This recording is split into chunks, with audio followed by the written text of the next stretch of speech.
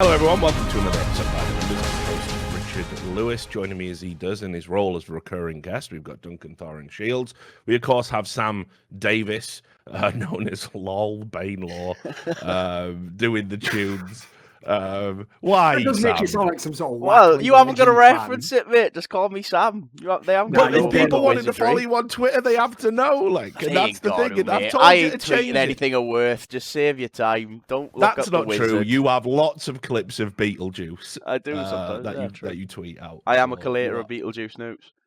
Yeah, exactly. So that plenty of reason to follow. You got to change the name, dude. I'm gonna start insisting. I did try looking before, but nothing really works this easy. Like, the problem with being on the internet in 2020 is everything's fucking taken in it. So nothing that like really fits. Like S. Davis produces. I thought we could fit the brand. That wasn't Right. available. Yeah, Going Richard Lewis professional report. Yeah. like that. Yeah, Yeah, that yeah, wasn't I there. see. Like Sam produces, taken. Yeah. Sam producer, taken.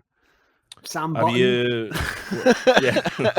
Stone Sam? I don't know. Like, Some you shit, got I to don't think know. outside the box. Like, Curious Button case of presser Sam. Buttons. I bet button presser There you Sam's go. taken. Presser Sam, not bad. well, look, just get it right. I want it sorted by the time I get back to the UK. Like, I can't go out for drinks with someone called Lol Bainlaw anymore. I'm too old for that now. I've hit a certain age. I'll have to change my There's Twitch and everything, oh mate. I don't know Yeah, what you do with well, that. Is that even a thing you're come allowed to on. do? When have you even streamed? Ever in your life? Never, Just yeah, get a yeah. new But one. then it's just another problem. You go like, oh, you're gonna have to change your Twitch now, mate. You'll have to make another account. Yeah, who gives a fuck? Yeah, It's all fine. my, They just all put my the- precious channel points. They've just announced a brand new security council today. People should go and check that out.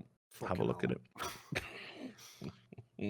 I listen, guys. I'm not gonna lie. I rolled out of bed about 30 fucking minutes ago. Like, I don't give a fuck. Like, I just haven't even prepped the show at By the all this way, week. So I I just don't rolled know. down the stairs and I'm having this cup of coffee. Have you That's made where a I'm at. video on your channel about the fact that Twitch essentially are going out of their way to turn a blind eye to all these fake channels of Simple? Like, I know that Smix naively came out, by the way, as someone who's not a decision maker, and was like, no, if you report them, we're looking into it, which is like, listen, that just means you're part of the machine. Like, the reason that's nonsense is this, right? Can you imagine if I set up a bunch of Chinese botnets that constantly restreamed ESPN, like a fucking some shit that would come down like a ton of bricks on Twitch? Do you imagine they would constantly just keep getting restreamed, having 40k views? Or do you think Twitch somehow would shut it down immediately and it would stop fucking happening? Hence why it doesn't happen when the UFC is on it. Here's my thoughts on that. So first of all, yeah, I mean, I've written about this problem. I tried to Okay. like signal boost it and did an article about it, and Twitch have been very silent about the whole problem. my thought process on it is that I believe it's going to be very similar to what happened to the Artifact channel. Remember that game? Remember that incredible card game? Well, basically what happened, the Artifact section got took over by trolls. Like, sort of, it started out as a bit of lighthearted fun, where it was people would just keep restreaming their own stream and stuff until their PC crashed and just wacky things like that. And then it got a little bit sinister. There was people like putting footage of mass shootings on and stuff. You know, because nothing stays nice on the internet for any period of time. I know it just is what it is. Like, the internet just is a sewer. Deal with it. So in the end, it took a while. Lots of people going, look at the fucking state of this over on Twitch, and they were trying to whack them all the individual channels. Well, what they did was they actually lawyered up. They found out the principal guy responsible, as well as numerous others. There's a lawsuit that I think is still going on.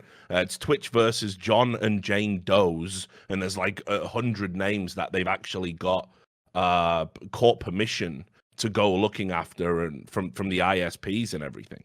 So here's what I think's happening. Rather than play whack-a-mole, right? Fake channel, guy just creates another one. You know, it's Simple XD, Simple XT, Simple whatever.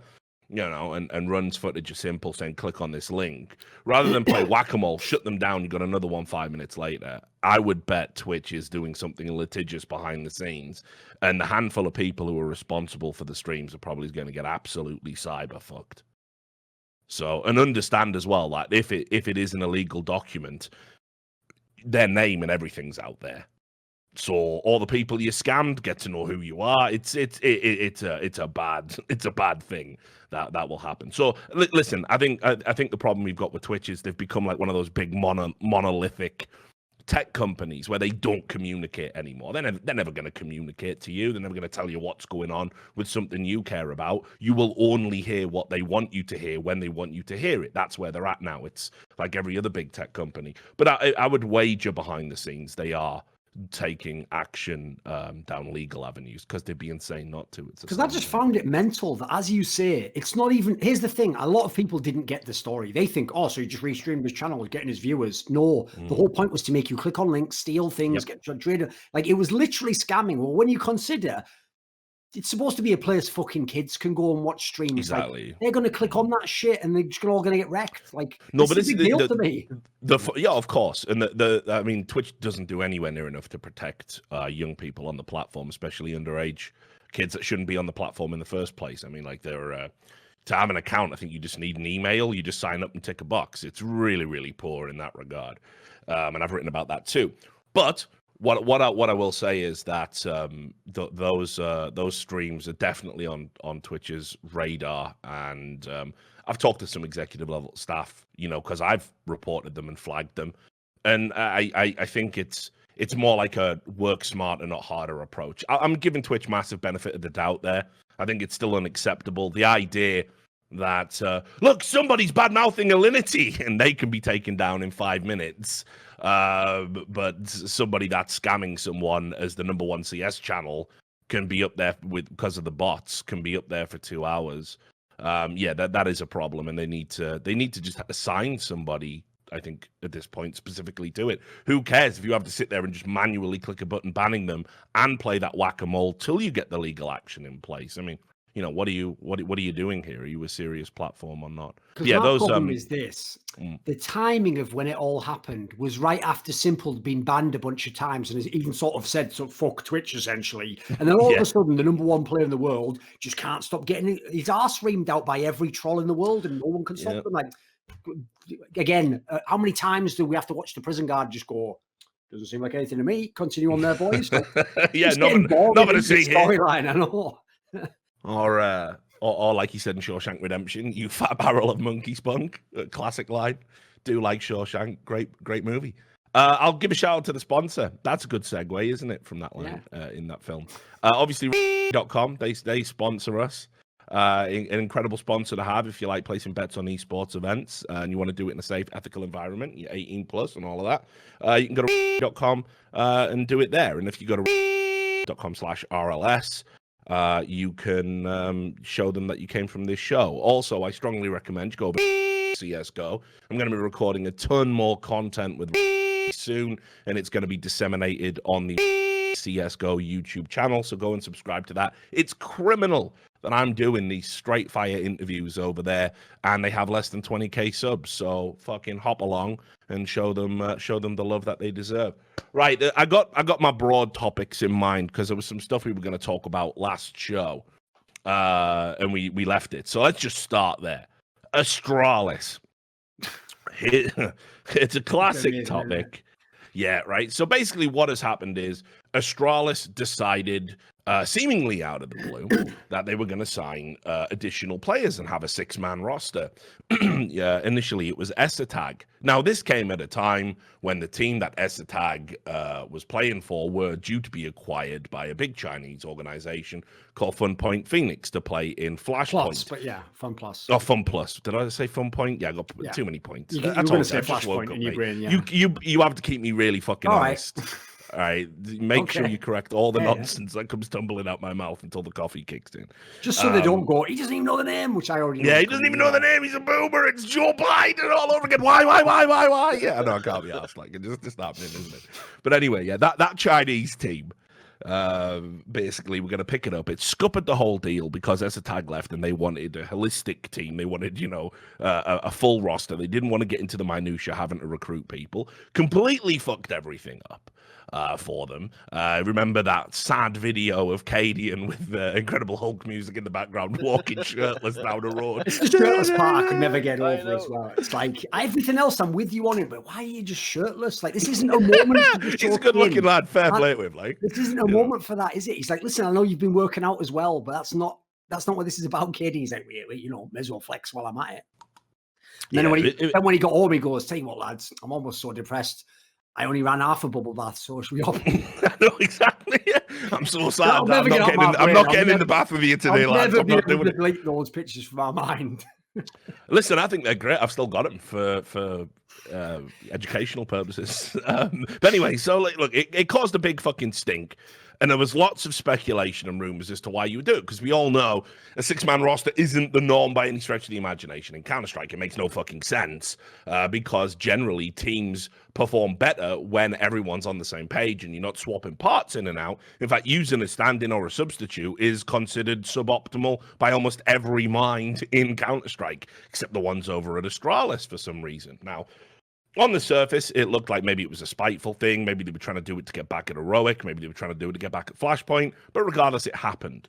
Then they said, 6-man rosters? Yeah, that's all right. That's pretty woke. But what if we went Like, 7? How many levels are you on? Exactly. Yeah. Yeah, just like full 7, my homie. Like, Yeah. So then they said they're going to pick up a 7th man. Now, I heard the rumors that it was going to be Yugi, and that I laughed so hard I broke my ribs. Let's not pretend Like, yeah, there's another thing. Let's not get drawn into this like all the rest of you in the industry have. I know some of you with good intentions. Like, you're actually discussing this as if it's a real fucking 7-man roster and that Astralis actually wants Yugi. They desperately need to have the most washed up player post 2017 that has Danish nationality. Now, and it's doubly insane. They could just Sorry, recruit like the Farlick guy from Copenhagen Flames. You know, there's a million players they could recruit. Valde literally never could get a fucking shot on Astralis, but no, it must be. I mean, Esatag was pushing the boat out. Like, he's at least a competent player. He's a veteran. Maybe if I do want someone to just fill spots, he's played all the roles in the game. Maybe that would work. But the idea that you're bringing in Yugi, and people are even commenting, by the way, like, well, he would obviously be a good backup to Device. Like, what are you even saying now? What are you talking about? Mate. How blind are you people? What is this? Oh, it's too much, right? So listen, I've got nothing against Yugi. He's a good lad. He doesn't follow me on Twitter. I also understand why you wouldn't, because I don't have a lot of good things to say about your player right now. Since the peak when he was instrumental in Heroic success, which I think is like 2017 now. Yeah, it was the first half of 2017 from what I remember. Yeah, He was very good player then. Yeah. Like, since then, it has been not just downhill, it has been insane, the plummet. And he had no options. He was just writing up his "I am retiring for Valorant" post. By the way, and nobody now in the world gets kicked from North and then instantly with no other team just joins Astralis. Like, that's not real. as That a doesn't backup happen. to one of the best know. players, if not the best player of all time. It's insane. I couldn't believe it. Like, somebody said to me, honestly, like, they were like, "Oh, Rich, do you want to roster league? Yugi's going to Astralis," and I said, "Me and you were done. You're a shit sauce. How dare you attempt to Yeah, bring me into that? nice try, you Exactly. fucking absolute, mess." And they were spot on, of course, and it actually happened. So, I mean, great move for Yugi. I don't know how the fuck he's done it. But I mean, yeah. So anyway, that's where we're at right now. Now, there's an additional component to the story which we will get into, but I'll load it up front for context. Where it turns out the Blast, who you may remember used to have business ties with Astralis, have decided out of the blue that they're now going to change their tournament rules to allow people to sub in players in the middle of a match. That was like some esports Onion headline when I saw that. Like, well, obviously that would be a hilarious joke, reference to past Astralis or that, making the joke that it's real. Nah, these are all real headlines. These are just really happening. Yeah, I know. I know. So, and that was leaked obviously by DK at a time, and they've confirmed it today in an announcement. We'll get to that in a second. But let's just talk about what you think, Duncan, is going on with Astralis, because let's be fucking real. Not only is having this idea of subs, it's good to have like a stand-in on your roster in case somebody gets ill, somebody gets sick. I don't really have an issue with that. When you sign up to online tournaments, especially, it's worth throwing a couple of names on there you can rely on. The coach playing. Yeah. You don't want your coach playing, and you don't want to have to forfeit games. But that being said, the idea of making fully salaried signings to bring into your squad and then publicly talk about how they will be used in tournament play, they will be brought in games, that you're actively changing your training schedule to accommodate them. And it just so happens, are we talking about world beaters? No, we're talking about Esatag, a half-decent utility player, and Yugi, who couldn't hit a cow's ass with a fucking banjo at the moment. And he will be standing in for Device when he plays, apparently, someone who is so instrumental to your team's success. It's mind-blowing that there would be a fucking scenario where you would even not have Device in the starting lineup. Sure. So what do you think's going on here? Because Here we it go. is fishy as fuck. This is going to be a mixture of speculation, things we know, and just connecting dots. Now, if anyone knows connecting dots, it doesn't mean we're saying it always happens. Like the old joke is, if you want to make any kind of like a sacred symbol on a fucking cityscape, you just need a small enough map and a big enough felt pen. That's the joke that people give, because obviously you can eventually just do any fucking symbol, all the dots all connect. So here's the Easy problem. to find those pentagrams over London. It really is. So yeah. But that's this legit, is though. this is the part. Well, I used to watch some videos back in the day. I'm not saying, Listen, I used to like him when he did Match of the Day, like whatever it was. I purposely said Match of the Day so you would get that, by the way, Richard. I did that on purpose. Fuck I don't want to that. Sam doesn't even know what the fuck we're talking about, but he knows it's a timestamp. Yeah, I'm Don't writing you it down, worry but I about don't know why. Yeah. Writing it down. It's okay. They're just a big satanic conspiracy. exactly. It's nothing to worry about. Nothing to worry about. Exactly. Just love goalkeepers. Anyway, so here's the thing. My problem is this. To set up the extra context, it's like not only have you got the best team of all time, still an extremely good team, by the way. In fact, actually, even an online player, they're the only team that of the top four that even made it out the fucking road to Rio or whatever. And they were like third in the EPL. So they're still a good team. They're certainly not bad. They're just not the most dominant. Right? The idea that not only are they going to bring on these 6th and 7th players who are fucking bum players for Astralis' level, that's the key context. Obviously, absolutely. On his own level, that they're going to do that at the same time that everyone in the Astralis group has had to take a 30% pay cut because we're in a fucking global recession with no signs of ending and in which they do not have money. So what's happening is we've got even less money than we thought we had, guys. Better sign 2 players then and have a 7-man roster. This just, it beggars belief. It beggars belief. And the idea that people are taking this as Astralis, a trailblazer, is going to create a 7-man roster and revolutionize the game. It's like, it doesn't make any fucking sense. Like, this stinks to high fucking heaven. This sounds to me like I'm going to have to start reaching into a mad bag of speculation. Like, I'll give you one. Here's one. Someone secretly wants to retire. Someone is being phased out, but they don't want to give them a bad face on the way out. They want to give them the classy transition. You know what? He doesn't play a couple of tournaments, and then eventually he decides, for the good of the roster, I'm going to step there. You do that sort of thing. Basically, what happened to Fifth Line, where you're fired, but you just get told you can sort of pick your own way out. Or here's another one. This one's a pretty deep sort of pull, but I would say here's one: is that you go with the angle of what was the other angle I was going to go with? There was another mad one. Satanic conspiracy and goalkeepers. It's not as good as that. No, so let me think. So there's the one where someone just chooses to leave the roster. I'll give you one.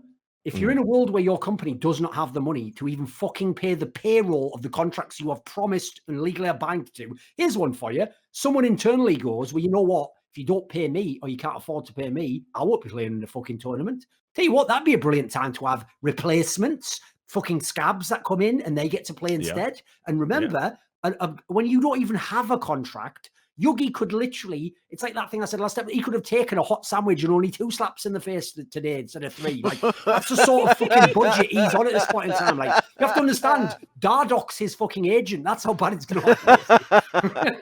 That's how bad it is. Like, the idea that you're really, like, that. Here's the funny thing. People are going to think, well, it's just so out there as conspiracy theories. You explain it then. You explain how it would be done. Because there's no normal standard operating procedure that would make sense of this. I've even heard many, many times behind the scenes, Astralis might sell. No one knows if fucking Nicola Nyam will be here in the Euro 2. I've heard all sorts of shit about Astralis. So the idea, on top of that, now you're putting more money in the scene. No way.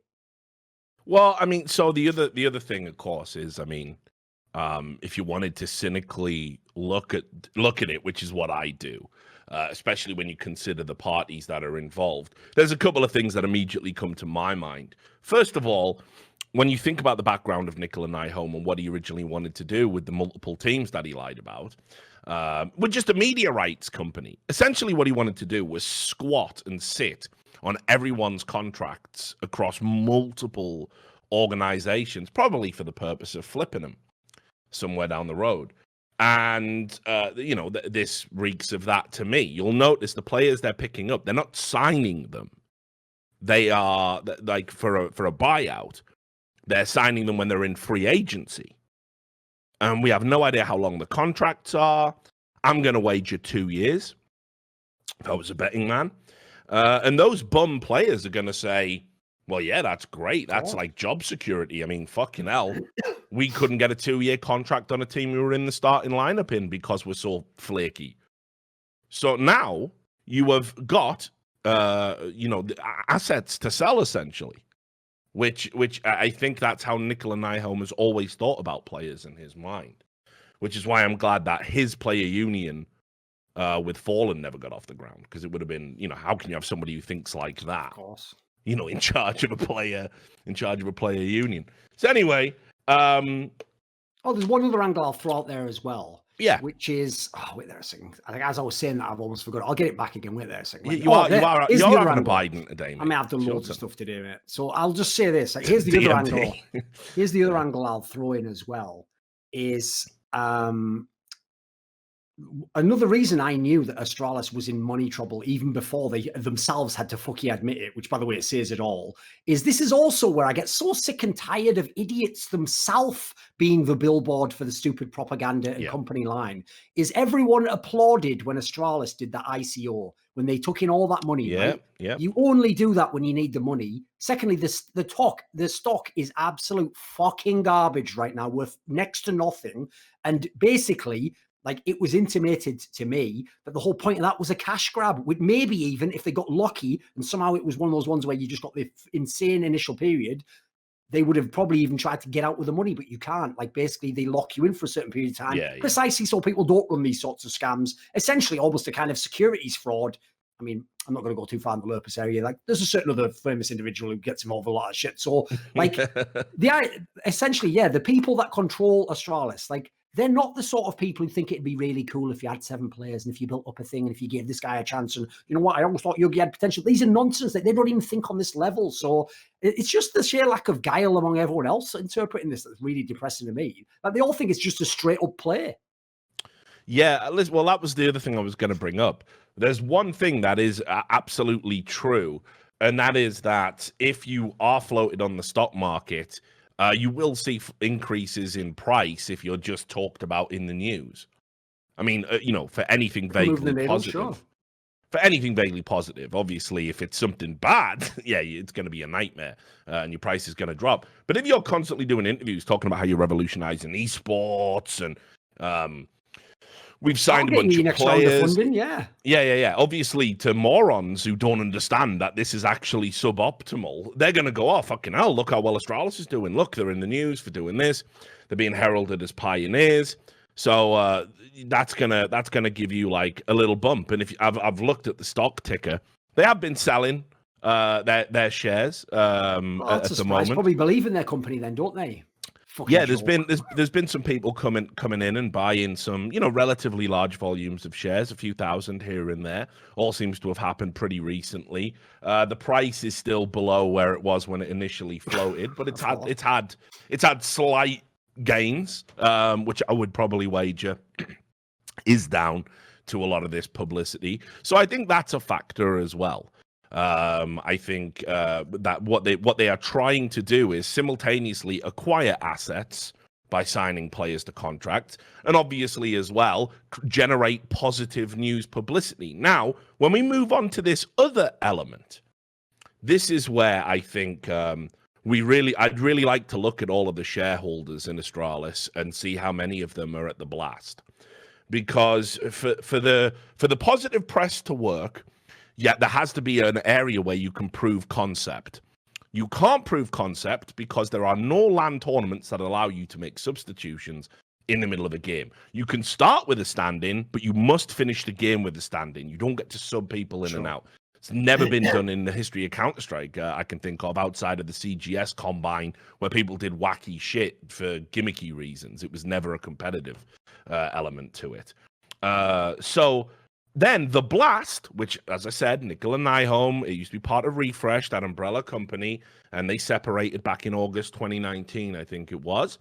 Now, all of a sudden, have decided, we're going to allow you to do this. Now, this is hugely problematic for a lot of reasons. You're going to go, but why, Richard? They're just trying it.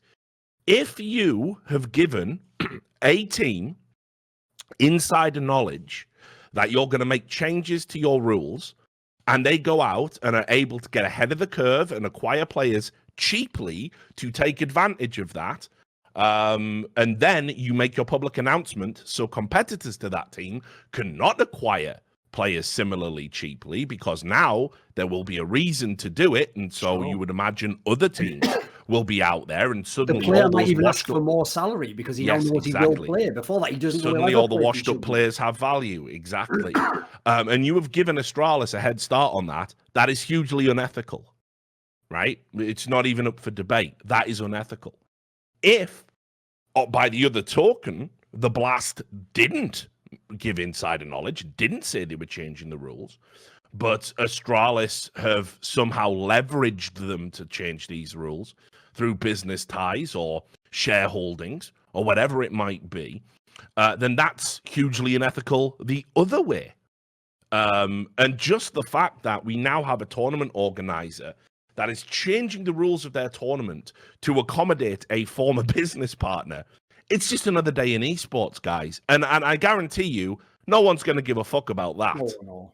I mean, I think, honestly, with all the corruption I've seen laid out in front of me lately, it's not even top 5 corrupt things I've seen this month. But it is still inarguably an issue, and it should be discussed at great length. I just don't know, honestly, what you can do unless you can prove that there was some sort of quid pro quo going on or some sort of discussion, which, let's be real, there has to have been some sort of discussion prior to Astralis picking up the players that the Blast were going to go in this direction, or some pressure applied. I'll cite one of my favorite quotes of all time, which is that a coincidence is what happens when you apply a bad theory. Like the idea that it's just a coincidence. What the fucking odds? And by the way, it's not even as though this, I wouldn't even make the assumption this is like a cash inducement behind the scenes. Blast, days after that, they announced they got the new round of funding. Like, wasn't it like 15 million euros or something mental? Like, the notion that, like, I had a look at that as well. I had a look at that as well. And one of the areas where I thought this might reek of collusion.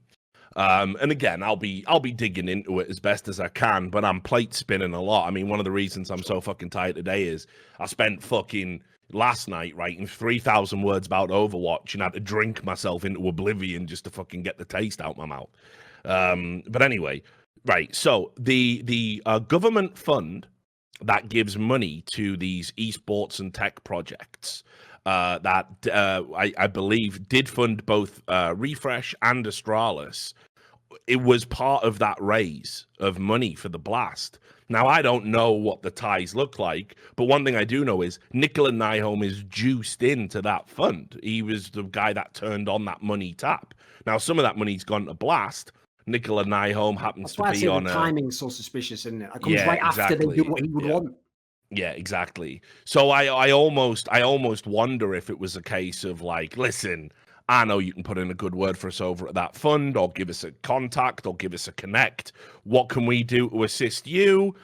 Well, you can start making it so we can sub in these dog shit players we're signing up to make it look like we are actually fucking pioneers, and so we get some use out of it, so their value increases and the value of the team and what we're doing increases. One hand washes the other. There's your 1.65 million euros or whatever it was. So the timing of all of this is obviously points to there being something connected, like 3 different completely independent actions, all essentially work perfectly together as if designed by clockwork. I'd also say this as well. Consider for a second who Nicola Nyholm is as a person.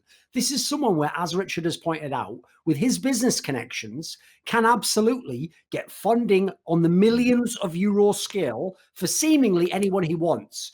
But when the coronavirus hits, he makes his own employees take a 30% pay salary, cocks them into saying they did it voluntarily, and then just gets money for other business ventures. The guy is unfucking believable. I'll even add in another conspiracy theory for you. Here's one.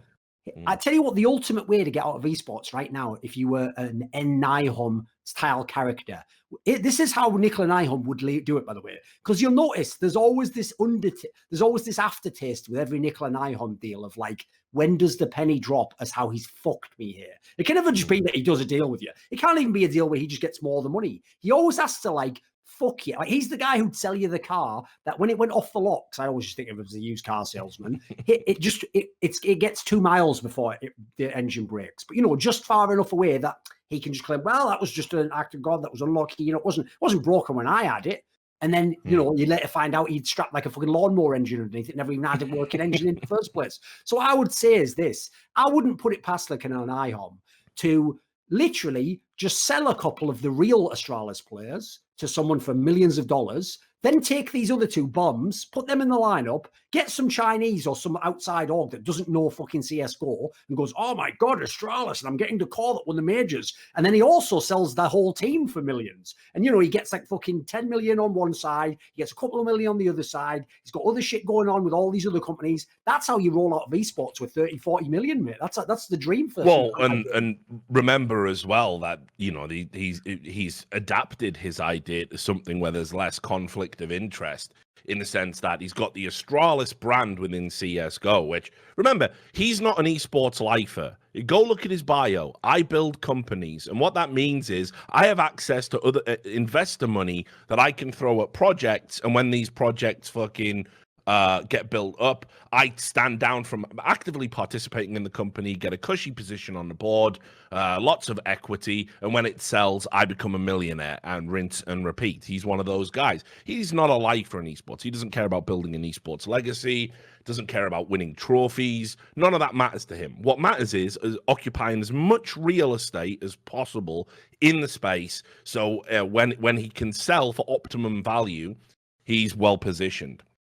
Astralis is just one of the brands these guys own. You've got Origin as well. They've got a FIFA squad called Future FC. There's a lot of branding there that they can obviously look to sell. And when you start, as you said, talking about owning multiple players, having all of this stuff, there's a lot of money right there. And yeah, I absolutely wouldn't put it past him that if a big offer came in for like a device, yeah, fucking course. Here you go. That's 1 million euros. I mean, fucking hell. You know, like, that's going to offset. Chinese org. Oh, yeah. Listen, Mr. Nihon, we don't know much about Astralis, but we were hoping you'd have device. What do you mean? I have device at home. Yugi, of course. Yeah, exactly.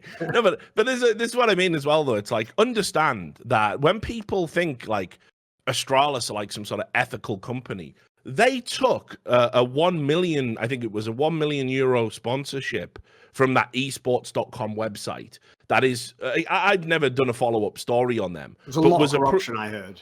Mate, it was a scam from the get-go. They didn't have a product, and they were going to events and saying, yeah, we're esports.com. We're a one-stop shop esports solution. What do you do? Bitcoin, you know, we got tournament platforms, like just buzzwords. It was just a word salad. They didn't do anything. And they paid $1 million to or maybe even more to Astralis to essentially be associated with that branding. And Astralis were more than happy to take it. Doesn't matter that you were propping up an illegitimate enterprise. Now, behind the scenes, I've been contacted by people who were showing me that literally the first wave of investors that set up that esports.com company, not the people who got left with it, they're being investigated for securities fraud and other financial crimes. So that's the type of people that they're happy to do business with.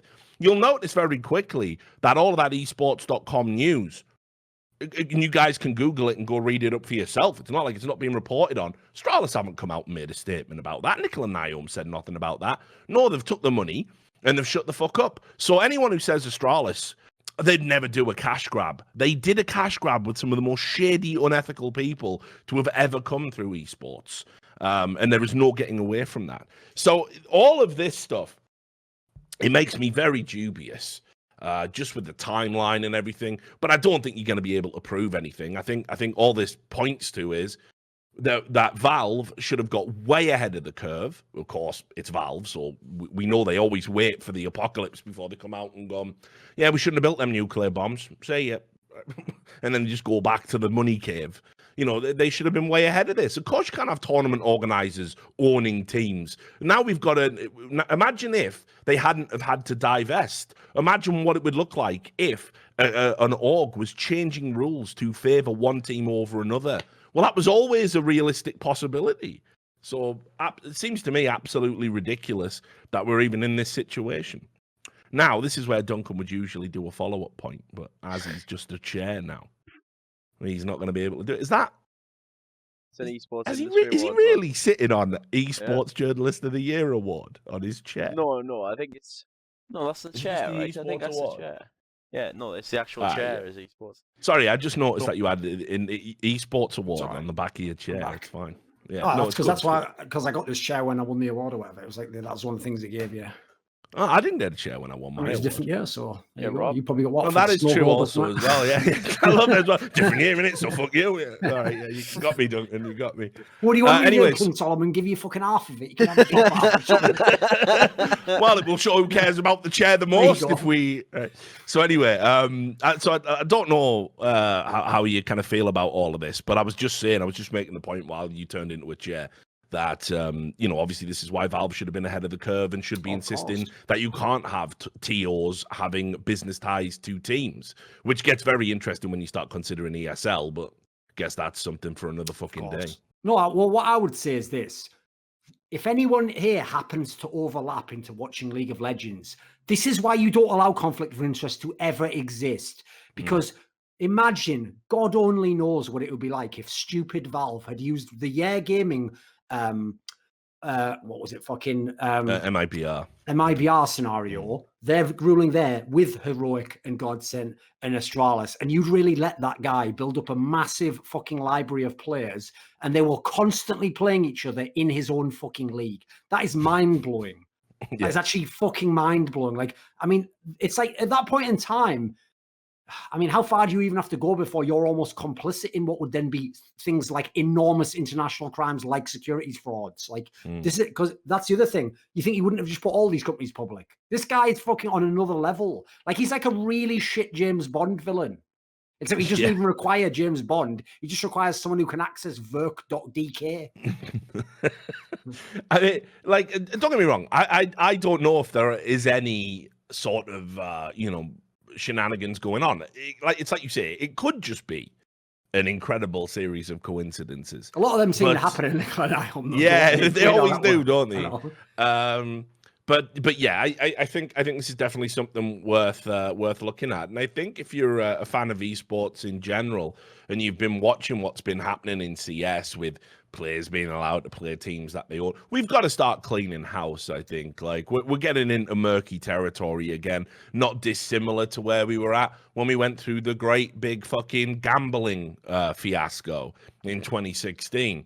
I think it's time that we sort of get everyone has to like revise their conflict of interest rules, start putting all the cards on the table, and help prevent any type of corruption or even just the intimation that there might be corruption by having clear guidelines about what is and isn't acceptable. Like personally, I think it's interesting that Valve would be willing to withdraw a license to use their game over, fucking in Dota, for example, over them DMCAing streamers streaming from Dota TV. They were willing to withdraw the license for ESL to have Dota 2 over that. But you're not willing to withdraw the license for the game from a tournament organizer that allows games where people own the fucking team they're playing against to play. I mean, it just shows their priorities in a lot of ways. And I think it's sad. I think Valve need to really take a long, hard look at this. And a blog post isn't going to do it for me. Sure. I'll also say as well, right, even though it's true, if you had really been following the concept that you wanted these backup players, obviously they wouldn't be Astralis quality players because why the fuck would that player be the sixth or seventh man? Even so, this absolutely, in my opinion, tarnishes the Astralis brand. One of the sickest things about the Astralis brand is they never had a fucking bomb on their team ever. Like, think about it. You're going to think, well, they had Kirby. Yeah, Kirby in his prime. They had Carrigan when he was still amazing. Cajun B when he was at his absolute best. They've got Magisk now. They would have had Config. They were literally in a position where unless the team had really gone downhill, coupled with the financial issues they'd had, they would have never had to be that team that eventually it's like, it's like when you see like Nip, some of the names that played for them eventually. By the end, it's just like, Jesus, you'll just let anyone in, won't you? Like, this is shit. You had the chance to be like an insanely prestigious organization.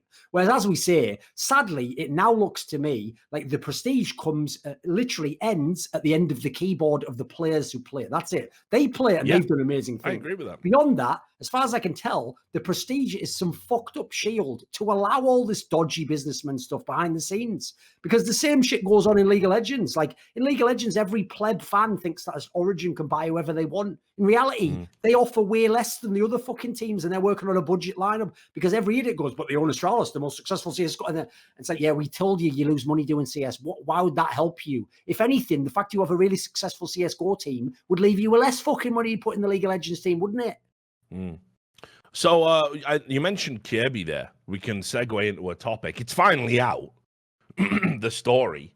You know, far be it from me to say these Brazilian players that we've got are so fucking divorced from reality. They're going to admit to literal crimes on their streams, but it happened.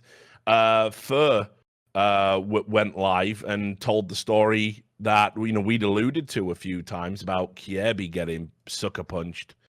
By Fur's brother, wasn't it? Yeah, but he conveniently left that part of the story out. He said, "Oh, it was by a guy who was like taking, a real dislike to Kirby." He didn't say it was his brother, but it is. So that was the rumor anyway. Yeah. Allegedly. I say rumor. That's because it's I say rumor. If it's a rumor, it is taken as absolute truth within the scene. But yeah, he basically said it all, and people clipped the video, and it's up there on YouTube now. I couldn't believe it that he would just sort of casually tell that story. Tell that as though it's a funny story, though. That's I know, yeah, exactly, absolutely insane. At least fucking cover it up. Yeah, no, you would think so. But also, you never heard the old saying about snitches? Yeah. Oh, and by the way, they get invited as guests of honor to the major. They do in some ways. If it indeed was your own brother, why are you dry snitching on your own brother? Like, why? Just why? Not least because remember, y'all are always doing that fucking angle of like loyalty over money. We ride till we die. So why are you dobbing each other in for fucking internet clout? What are you doing that for? I know it's crazy, but like I'll just say this now. Like, I mean, obviously it's not the only violent altercation I'm aware of at an esports event. Turns out it's only when people try and punch me and I defend myself that we have to get up in arms about it. But there've been plenty of times where players have sort of had a little bit of handbags and fisticuffs. Obviously, famously, there was the Immortals incident as well, where KNG was trying to hunt down FNS. And we all know how that ended up.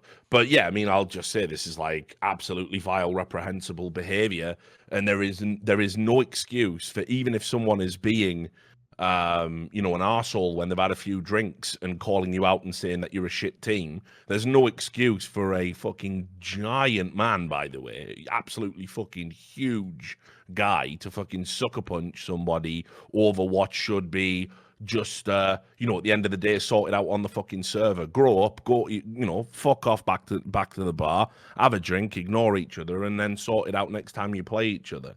Also, yeah, there's the other thing as well. It's not even like this is just two guys, they're a bit rough around the edges. You know what, they get maybe like a Virtus Pro player, they get in a tussle, fists are thrown, one guy connects, could happen to anyone, whatever, like meets like. No, this is a massive guy who I assume was very intimidating in this particular sense. I mean, look at Ferg, he's fucking built like brick shithouse. He looks fucking sick.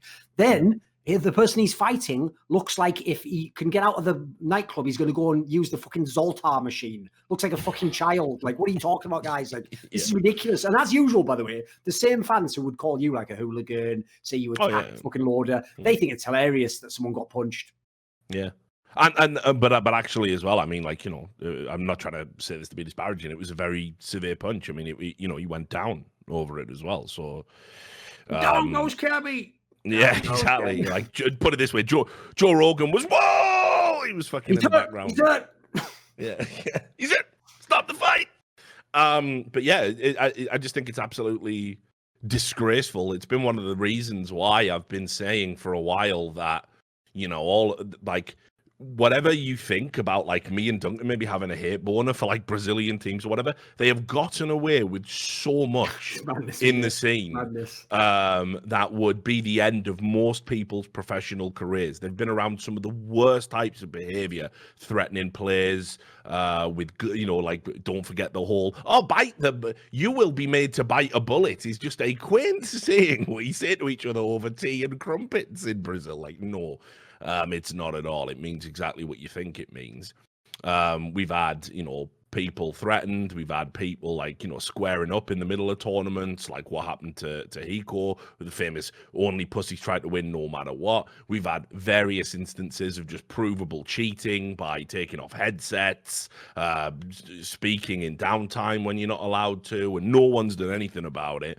No one's called them out for it. In fact, if anybody says anything bad about them, you're suddenly the butthurt asshole who really just leave. Why won't you leave the most egregious example of fame allowing you to do whatever you want in Counter-Strike? Why won't you just leave these innocent guys alone? Personally, with this information being out there, if I was a TO and they were playing in my tournament, I'd want to have a look at that.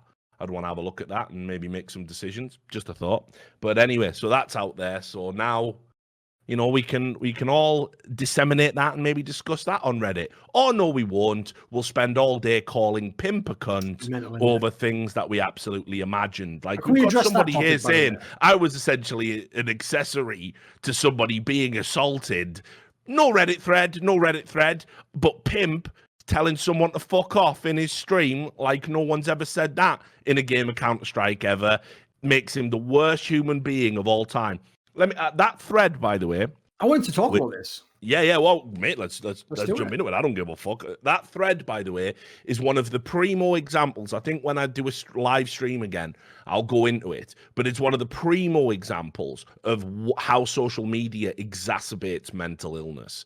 Because in that thread, you had provably, by the way, remember, one of the key characteristics of a lot of mental illnesses is believing something is real when it isn't. It is something you have fantasized and fabricated in your mind, but you behave and tell people it's real. For example, I get messages from the CIA through the fillings in my teeth, and I have to go on a secret mission to, bring back Obama or something, right? Like, if somebody said that to you, you go, you're fucking bonkers. But if somebody says, yeah, well, I can tell that Pimp is a snake, and stuff like this, you just go, oh, yeah, well, you're entitled to your opinion. No, you don't know the fucking guy from a hole in the ground. You cannot just fabricate things in your mind about how the person behaves and operates outside of the 10-second clip that you've watched. If you do that, you are mentally ill. Now, what happens is social media amplifies that mental illness, because then you get similarly mentally ill people who basically validate each other's provably false views by going, yeah, and I reckon that one, he probably kicks dogs and that, doesn't he? And then that becomes that he does kick dogs, and then, and on it goes. And that thread was just an unbelievable example of that, like just mentally ill people basically like one-upping each other with how fucking fevered their delusions were. Keep in mind, this was a Reddit thread made by somebody saying, is it just me, or whenever I watch Pimp stream, I find him unbearably toxic? What the fuck are you watching for? I mean, that's just like point number one. That's like me saying, well, is it just me, or is Pornhub fucking giving me erotic thoughts? Like, I'm going to have them shut down. I don't like these thoughts. What are you clicking on Pornhub for, though? Oh, to have a wank in that? Yeah, right, okay, good. If you're a fucking hate viewer, you are beyond help. You need to be sectioned, in my opinion. If you constantly expose yourself to something that you fucking hate just for the purposes of complaining about it and try and rally people against it, when you literally have the option to just not watch, there is something wrong with your brain. You need help. So that thread shouldn't have existed. Of course, shouldn't exist under Reddit rules either. But it's fine. Yeah. I'm all, by the way, if you're a public figure, you're going to get criticized. I just made this point on Twitter the other day. I expect people to say the most reprehensible, vile things about me, but I hope you realize I'm as equally invested, and I'm coming for you, you cunts, when you do it. I'll play by these are the rules of combat, right? You have a shot at me. It's like them slap fights you see on YouTube. You get a slap, then I get a fucking slap, and I'm that fucking fat bearded bastard that's gonna fucking leather you, and I'm gonna leather you in front of 123,000 fucking followers, mate, compared to your 6. So make sure your slap's really fucking good, because I get one after. The best part of the clip, because everyone's seen that one gif of that guy, is the way the first guy just wastes his slap so badly. Like he does it like from the hand, like this, like, and then it's the way the other guy just makes him wait for so long, and you just know that guy's gonna completely fucking. Oh man, yeah. Imagine just being sat there as well, like you slap him, and it just he doesn't even change expression. He doesn't even flinch. Yeah. You've hit him with all you've got. He hasn't even flinched, and now you know it's his turn. Like, fuck your life, like. Why are you trying to take that? I know it's mental. Like, look at him blow! Like, you're gonna get absolutely just fucking wrecked. So that's me. I'm the cunt on the right. So just think about that before you say something ridiculous. Case in point, that guy who accused me of murder yesterday. Well, trust me, he's fucking not having a good time in life right now. Because you go through his Twitter, probably shouldn't be saying those things if you work around kids, by the way. Just saying. So, you know, fucking, it's fine. Like, I'll play. You can say it, but I get a go. Remember, I'm always having a go. I don't subscribe to your made-up fictional rules of, you can't punch down, you can't sick your followers on me, you can't do this, you've got to follow it. No, I've never believed that's something you made up so you can act a cunt and I can do nothing about it. You don't take away my agency and power like that with your made-up rules. I'm coming for you. I am the fucking slap dumpling extraordinaire. I've been dunking on people back when the internet was insane. Me and Duncan were forged in the fires before even 4chan was a fucking thing. We were on forums beefing and battling. You can't handle the fucking heat. Like, so seriously, think about what you're doing in a public arena.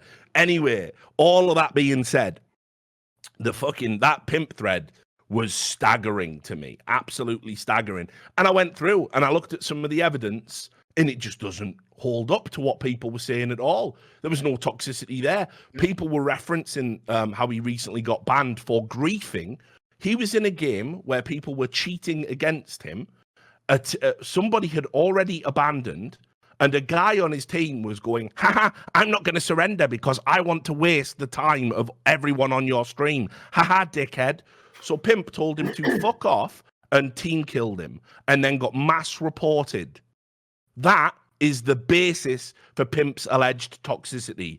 I have known Pimp many years. I've known him since he was a literal child. I've known him since he was playing at 15, and he was considered a right little cunt online, right? He definitely did and said some stuff. He is not that guy now. He has matured into a very sensible, level-headed young man who I think is an asset to the scene. And what's been said about him based on those clips, like the one or two clips you've got of him, it's been blown out of proportion in the same way that, you know, I experienced it with the Babam thing. It is literal mental illness just let loose. Moderators have a responsibility to shut that down. You have a responsibility to shut that down to the mentally ill people as well. You can't let them fucking just sit there fucking, you know, self-indulgently fucking making themselves more and more ill by being validated by other ill people. Just get that fucking thread off as soon as you see it. What is the purpose of it anyway?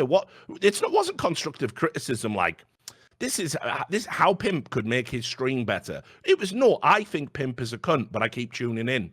Just delete that. What worth is that? What value is that? If he wants to say it on your own fucking platform, which no one gives a fuck about, you deadbeat, pathetic loser. Like, while on the one hand, listen, I can definitely go in on the whole thread angle and the fact that, like, people would even do this. Like, all you need to know about the attitude of the people in that thread is that when Pimp came in and gave his thoughts, they just, like, downvoted him and called him a cunt directly to his face, essentially. Yep. It's one of the reasons I've told people, I'm not joking, I will never do a Reddit AMA ever again. And I was actually, by the way, without blowing my own horn, famous for like putting in mad effort to the Reddit AMAs. Like I was treating these people like they deserved like 20 minutes of my time writing up one fucking response. But what I found was I got so sick of the same people being the ones who then would try and put me in the fucking stocks like that. And then if I commented, right, I had to learn to habitually press the button that says disable replies in inbox, because people would just go, oh, now if I send him a cunt message as a reply, he'll get it directly and definitely see it. So I'll just say some horrible shit. So it's like, this is why we can't have nice things anymore, because of fucking twats like you. And even worse, everyone else is going to go, but I didn't do it. You didn't downvote their fucking comments, did you? Otherwise, they'd be all grayed out and there'd be no problem. You could have taken care of it. You had the tools to do so, but you wanted to get on a hate train as well, because you know what? One time someone team killed you in a matchmaking game, and one time someone was rude to you. So that must be what's going on now, right? Because celebrities have to be pieces of shit. Otherwise, how can you be better than them as a fucking couch potato? Then there's the other angle. The real angle I want to go on this is who the fuck are these mods, right? I actually want to go back in time to when I often used to contrast the CSGO mods with the League of Legends mods and go, CSGO mods in comparison are all right. Are they? Fuck. They're just as bad and in exactly the same ways. So I had a video removed. The good ones have gone inactive and they've basically brought in a new wave of. They always drive out the good ones, or the good ones quit when they realize they can't battle the cunts. So here's what the mods did, right? Over in League of Legends, this very week, I had a video thread removed where all that happens is in the video, I insult someone who was incredibly rude and unprofessional to me and call them an idiot. That was removed on the basis that I had personally attacked them. Not even in the thread, by the way, where Reddit mods actually operate, in the fucking video itself. Then, over on CSGO Reddit, someone's allowed to post what, as you're mentioning, with its title was an obvious bait and switch of like, let's talk about pimp, sort of. And then it's like, well, fuck talking about him. He's just a cunt, isn't he? By the way, by all the definitions, these are the subreddit rules of you're not allowed to witch hunt. Absolutely, that was witch hunting. It was trying to inspire all the haters to go in on pimp. You are not allowed to do calls to action. This was clearly a call to action not to watch his stream, to maybe even fuck him up personally. And you are not allowed to do personal attacks. The thread says he is fucking toxic. Everyone in the thread's calling him a cunt, basically. Like, at what point in time would anything violate these rules if it does not already? So again, we have another example of a bunch of mods who either thought, this thread's popping off, or I don't like pimp either. And so they are the corrupt prison guard, again, turning their back as you get your fucking ass handed to you in the yard. And then afterwards go, wow, do you need to see the medical doctor? Nothing happened to you, son. Off you go back to the cells. Like, fall on your feet, lad, like the potting shed scene from Scum. This is just fucking unbelievable. Yeah, no, listen. How many times are these mods going to literally victimize the most productive and the only people essentially in the community that are contributing?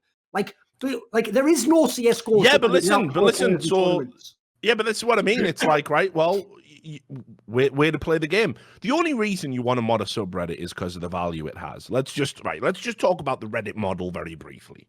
The Reddit model operates like this. You can create a subreddit about something you think people are going to be interested in and discuss things there. And it might start out as like a bit of a passion project, but if it's something popular and your subreddit gets big, suddenly you've got a piece of real estate that actually has value. Now, what do I mean by have value? Well, first of all, if you have a popular subreddit dedicated to a video game, the developer might get in touch with you. They might want moderator access. They might give you, sneak peek access to content. What originally was meant to be antithetical to how Reddit operated, because they were like, well, we're not going to go the way of Dig. We will create a Bible of commandments because they're just fucking, again, they've been on the fucking microdosing LSD and they've all gone mad because they're just fucking wankers from California, right? But anyway, we will fucking not allow companies to influence subreddits. Then it was like, oh, but it is kind of cool when they can. So you might get a developer that gives you insider information like No Man's Sky, or in some cases you might even be essentially bribed to delete negative stuff like some of the things that was going on reputedly with Epic Games, according to other moderators on their subreddit. So now all of a sudden you start to think of yourself as being part of the ecosystem, right? But what gives your sub value is that. It's the size of it, and the size and the traffic is determined by the value of the content that goes within. So, if for example, you do get AMAs from celebrities, brilliant, right? The AMA subreddit's always hugely popular. And as a result of that, celebrities will decide to go and do AMAs specifically for that subreddit, especially if they've got something to promote. What has happened over in CSGO, Sponge, Red Eye, I doubt Pimp will be back in a fucking hurry. Sadikist, all of these people now, like Sadikist did an AMA and isn't even going to post the answers on Reddit. He's making a video, That's how he's going to roll. So people are already saying, you know what? Fuck that cesspit. Who's responsible for it being a cesspit? Unfortunately, yes, it is the users. But right, anonymous people on the internet are, I've told you, they're mentally ill. The box is gone. They think they have this delusion of connection. They think they're connected to you when they tweet at you. They think they're on parity with you. They think they're having a conversation with you. The ones that kill me are the ones that think that if you've ever done anything wrong in your life, by the way, even things you've literally paid for and had consequences for, no, because they personally haven't seen you dragged through the coals, across the coals. They're the punisher. They're just here to fuck you up because you did something wrong once. Like, those are the people where I actually do think that borders on mental illness. Like, there's sure. Who would have that compunction to do that?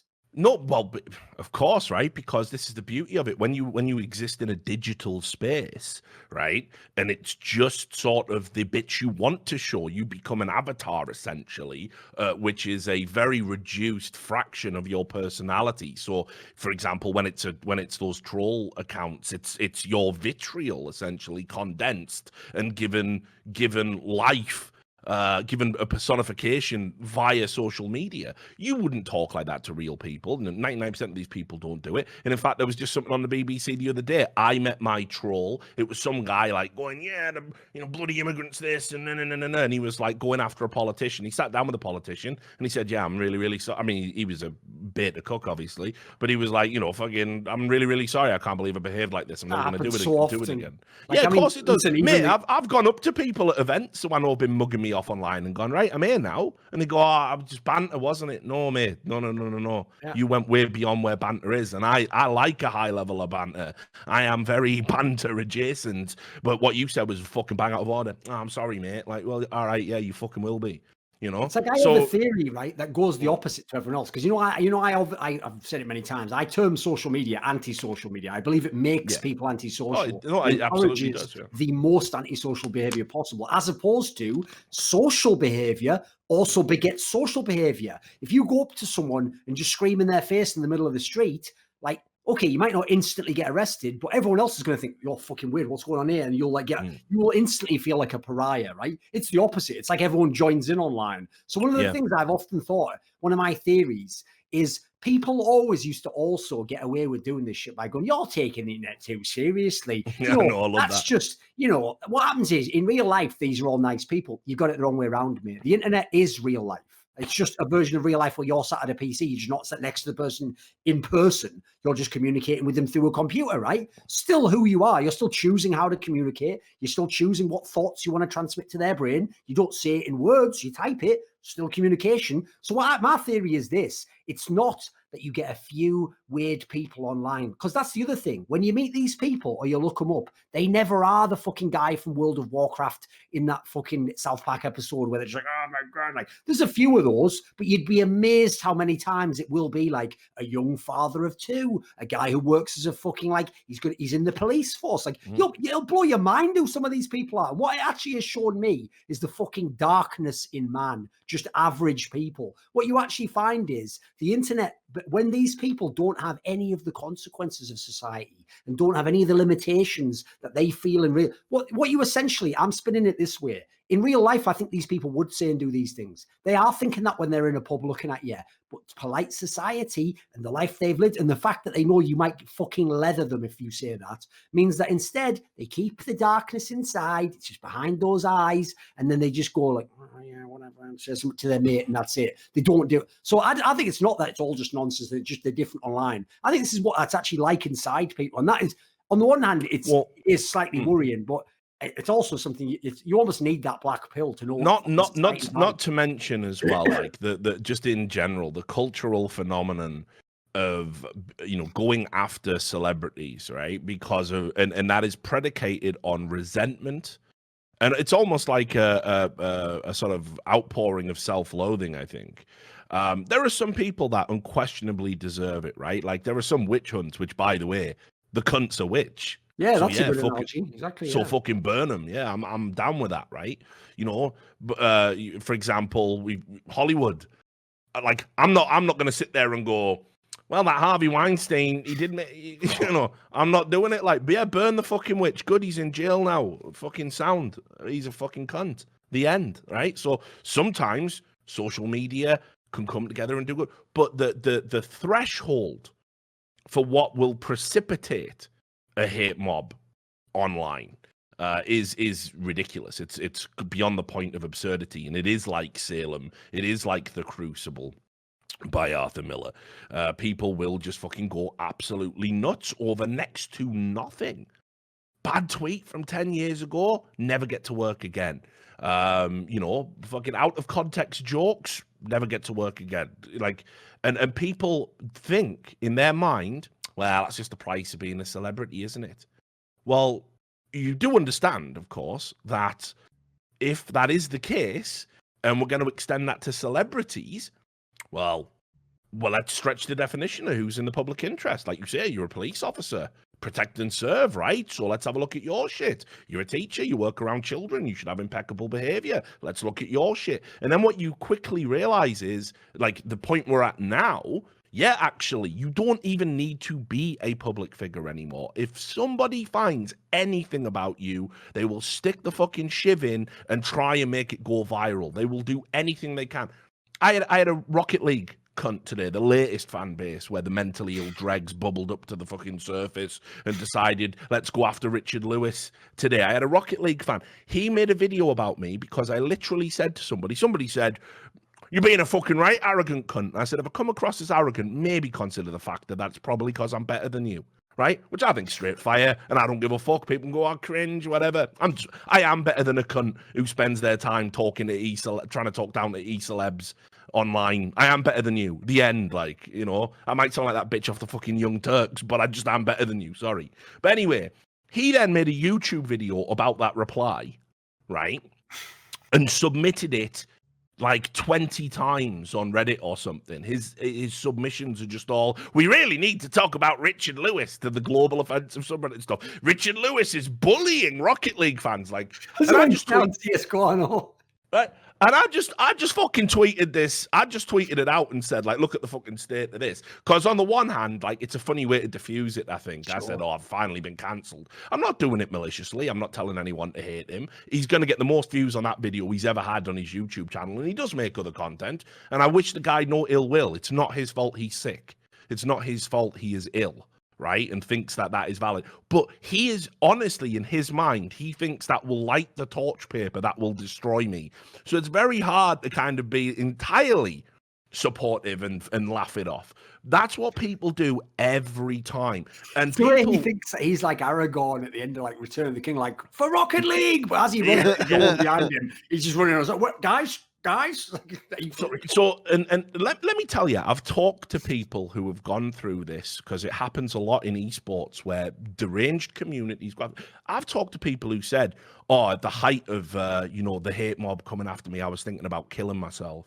And you're like, fuck. Banks said that after the thing where all those BBC riled up all the feminists, and they started literally telling them, like, your kid should be taken away from you. You can imagine if you were in that kind of a vulnerable situation. He said he literally was thinking about suicide. Like, his mom had to sort of talk him off the ledge, figuratively. And I know many people in esports where it's like, how it seems at the time is that your reputation is going to take such a hit. You'll never recover. That you will never recover. You'll never work in the industry again.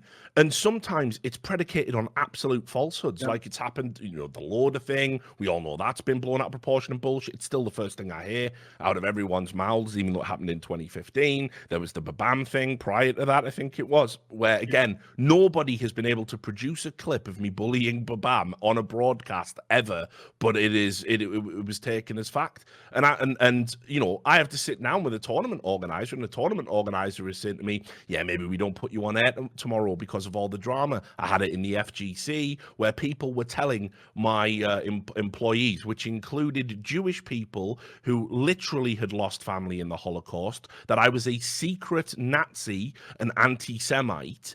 I've been through it many times, and let me tell you, when you sit down in that moment, the only thing that keeps you sane is the knowledge that it isn't true. That's not who you are. But the mob will repeat it. They'll repeat the lie a million times. They will repeat the lie a million times. You can't take for granted that the person will actually have that rock, that foundation, that belief in themselves, that no matter what, I'm not going to give up just because all these fuckers basically are making it seem like the world's against me. A lot of people aren't like that. It's like I always say, the notion that we're the most thin-skinned people on Twitter, it's like you don't know how some of the most famous and most beloved people are crushed by the criticism. Like, you have to understand, there's people out there where you absolutely could literally drive them to suicide by being parts of these hate mobs. You're not going to do it to me. You'll never get to me. You have to understand, like, as bad as annoyed as I get, and as much as I'll obviously spiral and start insulting people, I'm molding. The fact that I'm insulting them is my way of making it so cathartic. Exactly. I'm getting rid of it. I'm not dealing. You have to understand, I've told the story before. To even go and return a video cassette where I lived, I would have to have fights with people. And by the way, there was no point going and then telling your parents and the school and that. You just had to take the ass whooping or give it back, and that's it. You have no choice to not deliver the videotape, to not deliver it. Yep. That's just the world you live in. So the idea that like people are going to tweet and I'm going to kill myself, it's never happened. You'll never get to me in that way. But even I, in that scenario where I could take 1,000 people calling me a cunt, but then the 1,001st person, I'll snap as well, and I'll go fuck these people. And that, but that's the difference. At least I fight. But that's the other thing as well. They have no concept of scale, because it's like the school of fish. You know, when you like, I can look back and go, wow, look at all those fish. The fish that swimming isn't looking around thinking about any of that shit, and that's the point. It's cumulative. It's just to the people who are emotionally vulnerable. It is death by 1,000 cuts. And as I said, I'm not talking about valid scandals, but when you just hypothesize that someone is an arsehole based on a 10-second out of context clip, and you can use social media to augment that, there's something diseased about you. Where's the benefit of the doubt, for fuck's sake? But this is what I mean, right? Let me tell you as well. I guarantee you, if I went through that thread, I would find somebody in there that had posted or tweeted or something about how tragic the Etika situation was. Now, this isn't ancient history. This isn't something that is just pushed to one side of the internet. We literally had an influencer and content creator utterly destroyed. I mean, like, they crowdsourced his suicide, essentially. You had people, when he was clearly unwell, bringing him out, parading him around, making fun of him. And this is what I mean when I say you sometimes platforming people when they're unwell is some of the worst things you can do, because you make the situation worse for them by validating the illness. But on top of that, you also allow them to, be subject to mockery and ridicule at their lowest point, like what Dr. Phil did with the woman who, the actress from The Shining, Shelley Duvall. There you go. Right, he had her on the fucking show when she was literally, in the grips of psychosis, and basically sold it as, I'm being hugely sympathetic and just trying to get her version of events. Her version of events is fucked, mate. She's ill.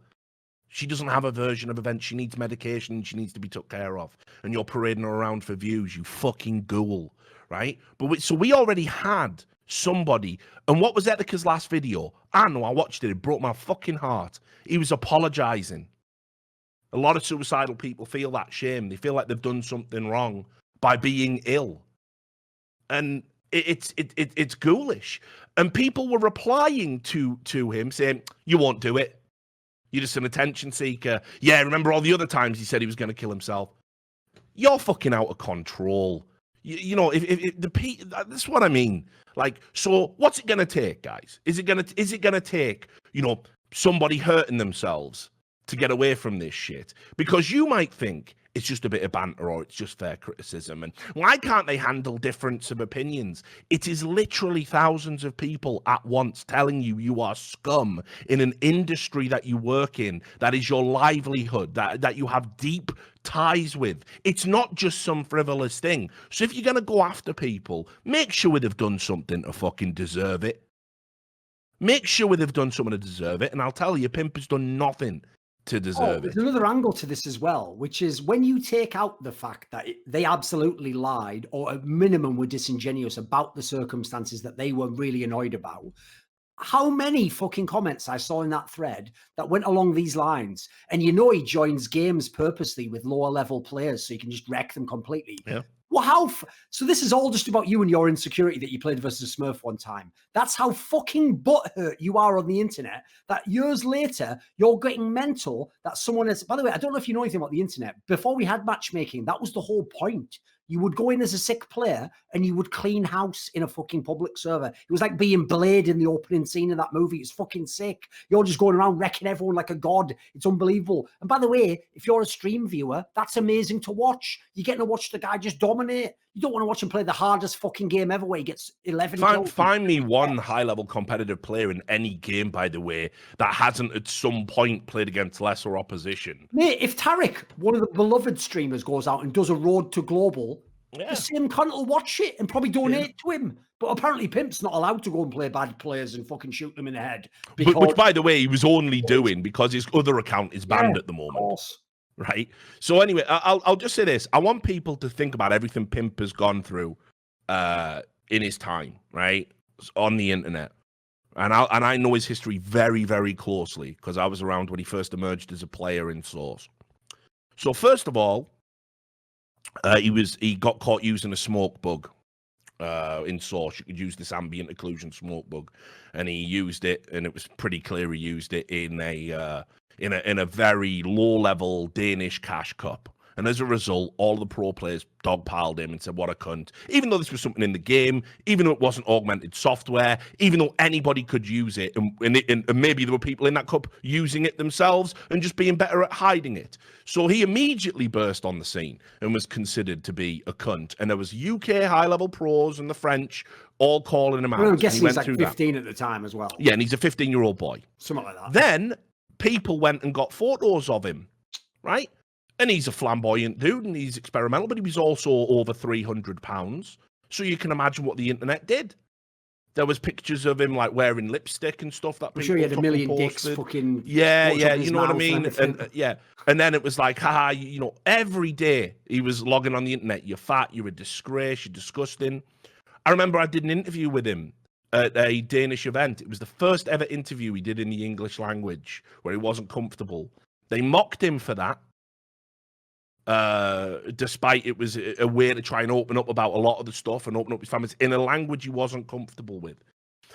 Since then, you know, I've watched him go on, like, with incredible mental strength and fortitude to publicly show his weight loss regime and be very open about it, inspiring others along the way, by doing that. I've watched him go on to be a piece of broadcast talent, again, in a secondary language, it's got to be said, always difficult. And I watched people, when he first went on a broadcast, wreck him for talking too quick and wrecking him for his accent. You know who else went through that? Deficio in League of Legends, one of the most beloved and missed commentators now of all time. I wrote an article at the time when Deficio was getting wrecked by the League of Legends guys saying, give this motherfucker some time, because what he's saying is fucking genius. It's just how he's saying it, and you learn that as a skill. What he has with his charisma and his knowledge, you can't teach that. That is the way he expresses it. That is a gift. He will be an asset to League of Legends. Stop hating on him. And lo and behold, Richard Lewis was right again. Now, Pimp has been criticised not just for how he delivers what he says, but actually the content of what he says as well. This is a guy who is clearly very adept at the game, has been a former pro, has played in one of the most competitive scenes of all time in Denmark, right? And played for some of the most decorated teams. Remember, he was on a Team Liquid roster at some point in time, right? Now, people say he doesn't know what he's talking about. Do you understand how you create a self-fulfilling prophecy by constantly attacking him? Because what you then do is, every time you say something someone doesn't like, there's a hate thread about you on the front page of Reddit, you become insular. You become inclined to not say outlandish things, to not express opinions, to not criticize the well-liked pro player that just had a terrible game and went 2 for 14. You start withdrawing. So now it impacts on the broadcast. And then do you know what those cunts go and do? They make threads going, well, he doesn't even offer anything to the broadcast. All he does is say safe opinions. Because of you fucking morons. Like, how much shit does this guy have to go through? And then this today, like, honestly, if you participated in that today, fuck you forever. Fuck you. I hope people dig into all of your shit. I hope you lose your job. I hope you end up on the fucking streets. And maybe as you're dancing for fucking pennies to just stay alive, you might think, oh yeah, trying to take away someone's livelihood over things he said on the internet probably isn't all that fair, right? And in that moment when you have the epiphany, then I might have some fucking respect for you. I'll but even not say as not well, a second before, you miserable cunts.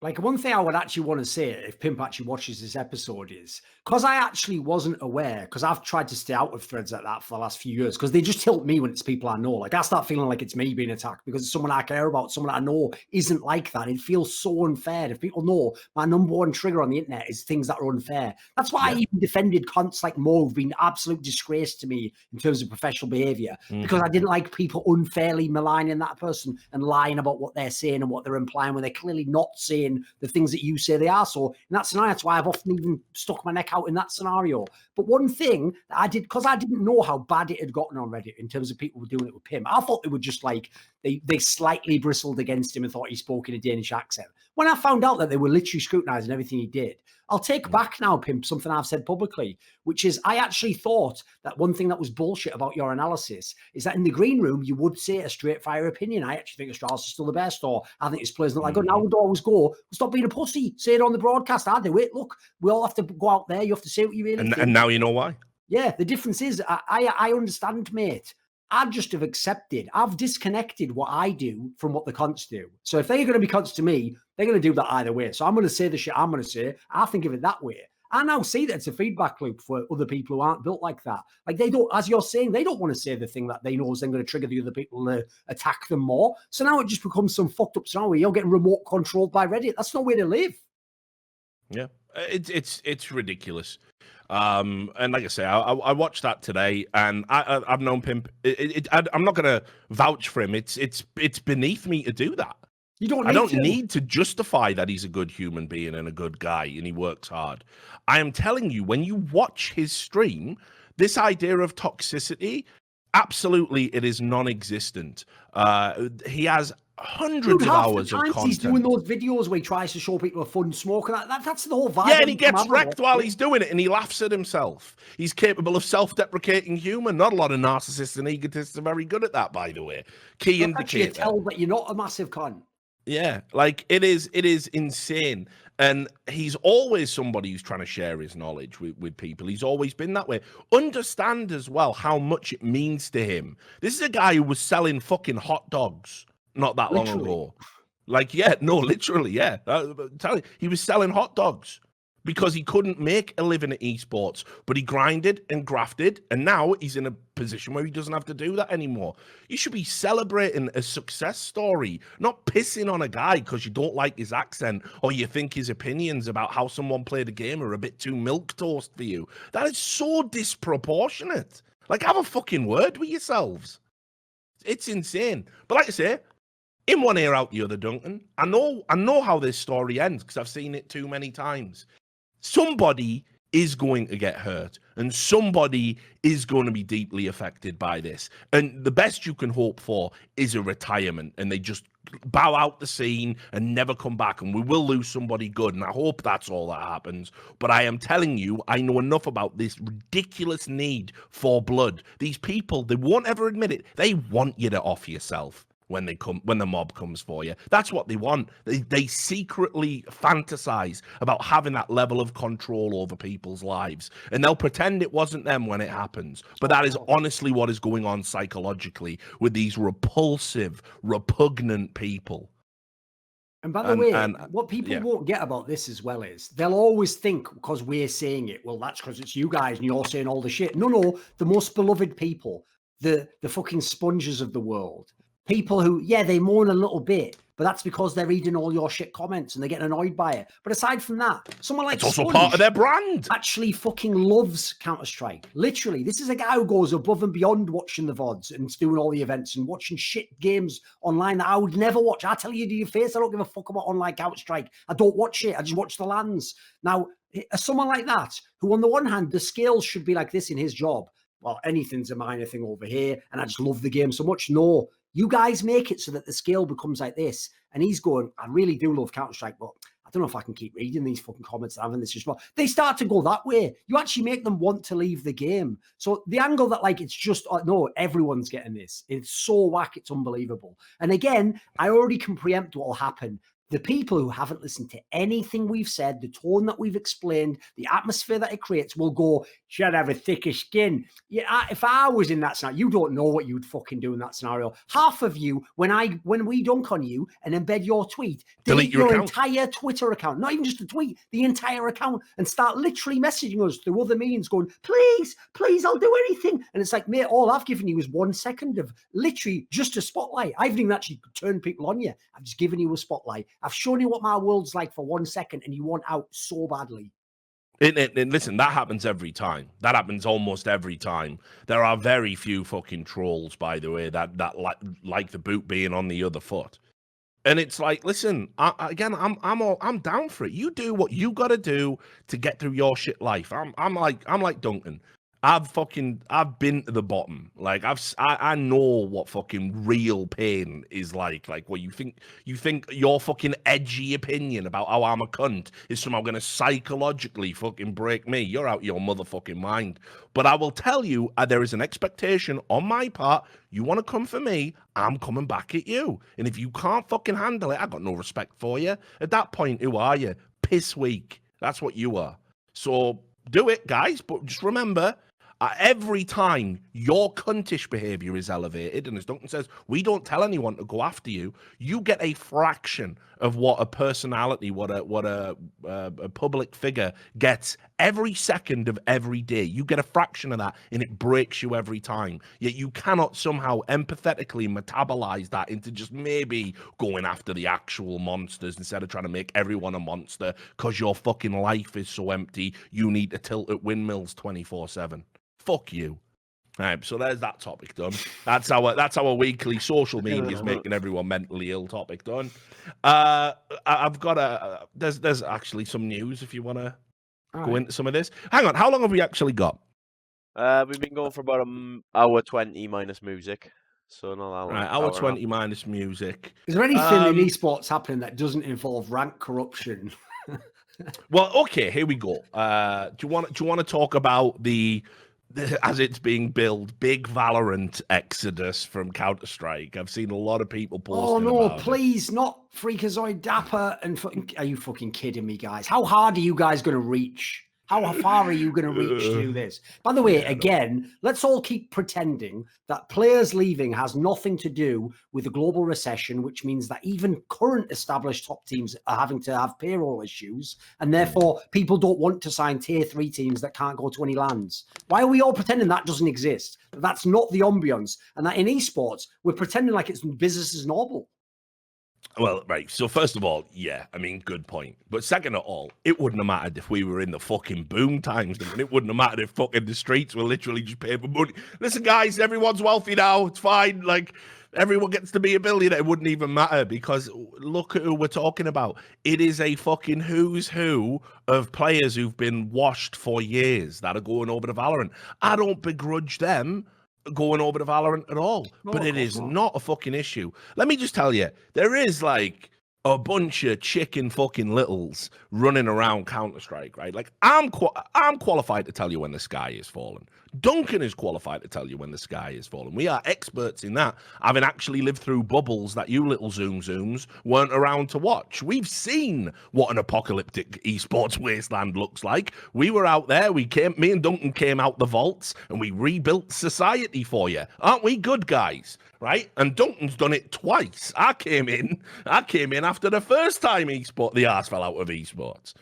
I was in that wasteland going, help me, people. What is this? Is it always like this? And Duncan was there going, come into my, we've got gasoline and we've got water. Come in. And that was how it worked. Like, so anyway, right, I'll tell you when the sky is falling. People said the sky was falling in Counter-Strike when they've closed down the skin casinos. People were only watching because of the skins. People were only watching because of skins, and because people are only watching because they can bet on games and skins, no one will watch anymore.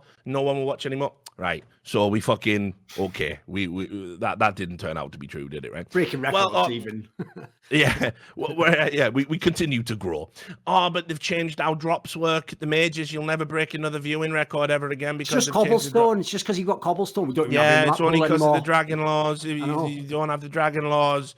right? It's going to be all okay. We continue to break records, continue to break viewing records. Then, look at this game. PUBG's the biggest game, and it's Batman. CS is just over because Battle Royale is the new fucking thing, and everyone's gonna make a Battle Royale. And Valve, okay, we're now the biggest game on Steam. Okay, all right. What was the other one? There was another one as well, like just recently.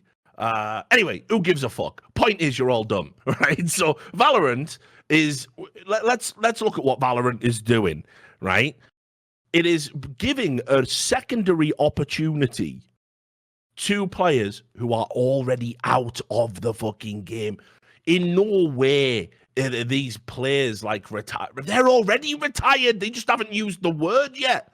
Because they're desperately hoping that someone might come into the scene and pick them up. Oh, yeah, that was the other one, and it is relevant to this. Remember when all those NA orgs were like, we can't get sponsorships because of the terrorist game and the shooty bang bangs and Second Amendment, and no one likes it, so all games must be cartoons now and no blood and can't say bomb, so we're pulling out. And what have you ever done? Like you had a dog shit team you dumped $1 million into. You then made dog shit changes to it that made it objectively worse. Yeah, obviously you're going to pack in. Fuck off. Don't let the door hit you on the way out, by the way. Competent organizations that they can actually hang and make roster moves and everything else. You know, what you're doing is just fucking stupidity. It should be penalized. That's how it works. So that was going to kill the scene. That CLG don't have a CS team. It's all over. Like, oh, fucking Splice is gone. Yeah, fucking hell. Like, we're missing those guys. So anyway, these players are not, they have no opportunity in CS, let alone as we go into a recession where, yeah, no one's going to start a Counter-Strike team or a Counter-Strike org anytime soon. But these players, they weren't sat around waiting for the phone to ring even. They just knew. You know, they're playing in teams in fucking MDL that they've literally made with a fucking paint logo, and they're just hoping they're going to get a chance to go back to the glory days. A person who was at majors, who played for one of the biggest orgs, still has a pretty good brand in his own right. You know, as a streamer, and he's a guy that everyone likes in the community. He basically, for 2 weeks, begged publicly. By the way, I thought it was cool he even did it to show that he did still care about Counter-Strike. Begged people to pick him up. Then when they wouldn't, even sort of big, he wasn't even one of the ones like, great, I love Valorant, I'm off, like Wardell and them. He was like, fuck, well, there's nothing left. Yeah, I was like, I'll go to Valorant, I guess. Like, that's how bad it's gotten.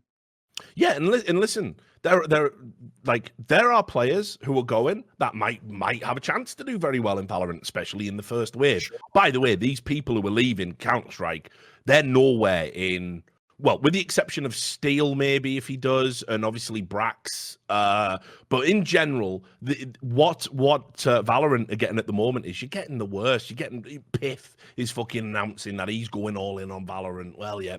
Anybody who thinks that these players are going to be like in a year when Valorant has its competitive cycle, it's going to be at the top and going to be on teams, you're out of your motherfucking mind. These guys are just done. They're just done. They just didn't have what it takes. There has to be, by the way, some sort of tacit acknowledgement that not everyone gets to make it. You know, Freakazoid, by the way, he's been at the top of the game, right? But he hasn't been there for a long time. Sure. Love the dude to bits. But it is time for him to move on. Nobody should be saying anything like, oh, this is really bad. It's really bad. When the likes of a Nico or a Device or a Simple go across to Valorant, let's fucking talk. For now, we are talking about, I'm being generous, saying tier 3 NA players are moving across. That is the esports ecosystem functioning as intended. That's how it's always worked, by the way. They're the same player. By the way, you can talk to this. That is how the whole Source scene was founded. Yep, exactly. All the UK players who, you know, at this point in time, a good tournament for them was coming like 9th place. That's what Rattlesnake would do in an international tournament. Instead, they were like, wait a minute, why don't I just go and be the king of Source? So that's where a lot of the Danish scene that didn't have much orgs in terms of money. They couldn't go to the big tournaments. You only had one team. Basically, this is what happened already in past games, even Counter-Strike versions. It's just a move. I don't even think it's a cynical one. It's just a calculated move. You figure out, right, I've got slightly better chances in the other game. Why don't I go and be good there? But this is the problem. There's another angle I actually thought of that no one else has brought up in the Valorant discussion of, will these players be good? And this is an angle that if you know other games than CS, and CS people won't understand this, it will fucking make it really depressing that some of these people are quitting, which is this. If anyone knows how Overwatch went, I'll tell you the story. Overwatch was launched, and when the regions were divided and all the Europeans and North Americans played each other for the first year, and Koreans were off in Korea, everyone was parroting like little plebs because they don't know what they're talking about. Koreans can't be good at FPS games. They're only good at games like RTS and League of Legends and Dota. Like, they wouldn't ever be good at a game like an FPS game, despite the fact that that just made no sense whatsoever. If you'd ever followed the great Korean teams in Counter-Strike, like, they were amazing with no fucking scene. So what happened was, all the top Western teams went over there, got their shit pushed in over and over and over, basically. I think they won the first tournament and that was it. Then the Overwatch League began. I even made videos on this. Everyone on competitive Overwatch told me I was wrong. There won't be a creep of Korean players. By the way, by I think season 2, it had gone to something mental, like 60% of the league was Korean. Then I'm going to guess it probably went up to like 80%. And then even when you had non-Koreans, they were like the best Europeans. They weren't North Americans. There were very few North Americans having started. Just look at the finals, by the way, of the last season with Vancouver Titans and San Francisco Shock. How many Koreans were playing in that? Yeah, mostly. And the first season was like all Korean versus all Korean roster. It was mental. Now, here's the thing people don't get. Because Valorant is made by Riot Games, and Riot Games has done a bang-up job getting League of Legends to be huge in Korea. They were one of the only Western companies who understood publishing in the Asian region. That's why they own fucking China and Korea. By the way, they own China when fucking Dota is the most beloved game like ever there, when everyone had Warcraft 3 installed that you used to play. Like, the idea you overtake that is fucking mental. So in this scenario, right, if Valorant becomes a big esports game, Koreans are going to fucking go ham on that shit. And they are going to be not only amazing. They're already not playing Overwatch as well. Of course, they're going to have the work ethic, and they're going to be willing to play for less. So what you're going to get is, if you ever get a league like Overwatch League, same shit will happen. Even if you're the good guy in season 1, by season 3, you'll be out on your fucking arse in the equivalent of contenders. By the way, back in an even worse situation than in CS, where you could have fluked you into a major or something, or won an online qualifier and got to a big LAN. Now you're locked out of the top scene, and you're just watching basically Korean A play Korean B, play Korean C for hundreds of thousands of dollars, going, what the fuck did I do with my career? But none of you have even thought of that, because you all still think, but look, at the moment, it's all about fucking Scream and all the streamers and that. It's like, unless you're going to be a big streamer, which none of these tier 3 CS players are, your only hope's the esports side. And that is Freak. I think Freak's got potential to be a big streamer. I mean, he's been a streamer already. But I mean, some of the other guys, like nobody watches some of these other people, you know, even if they have skills, they're not famous. There was a Twit Longer, because of course there was, by Ye, who I'm sure you'll remember. He was at Auglis. He brought up a few points. I thought it was kind of worth maybe bringing that to the table. I was probably going to record a video about it, but we've just had so much like other way more pressing stuff. But basically, but I'll let you say it all first, because the thing is, I'm going to basically go in his ass a little bit. So yeah, well, cool. I mean, you do it, man. But yeah, basically, his points were, and I won't read his sort of rationale, but I'll just break down the points. He said the first big problem was that there's no organization looking to invest into a non-established CS team. And he said basically the money is only going to go if they can get a top 10, maybe top 20 team. No one's looking no one's looking to invest. And then he says therefore it's quite a challenge to establish yourself against competition to even acquire that spot, because you can't go to the events in the first place. So it becomes this like vicious circle. He also says that restructuring the leagues in the way we have, with the restructured EPL and Flashpoint with partnered teams, has damaged the scene if you're in that lower tier of competition. He talked about how Auglis did at Flashpoint, because he played on that team, which was FNS's team, for those that remember.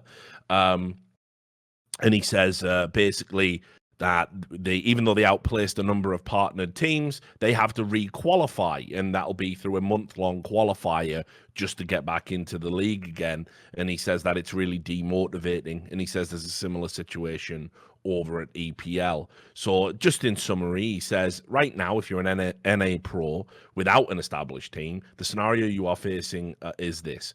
With some of the few teams of organizations, you need to have done well or have friends on a team just to join. You also face the battle of teams with money importing players from different regions. So you have to really stand out or have close ties. And even if you stand out, it doesn't necessarily mean you'll get a tryout at a team. You'll just have to wait for a while until that lineup runs its course. So he's talking a little bit there about the politics in Counter-Strike. Now, I'm just going to say, by the way, before you go in his ass, that just sounds to me like any other sport on planet Earth. Of course. You have to work hard, stand out, earn your opportunities, and when they come your way, keep a fucking hold of them, take them with both hands, play your best, don't get dropped.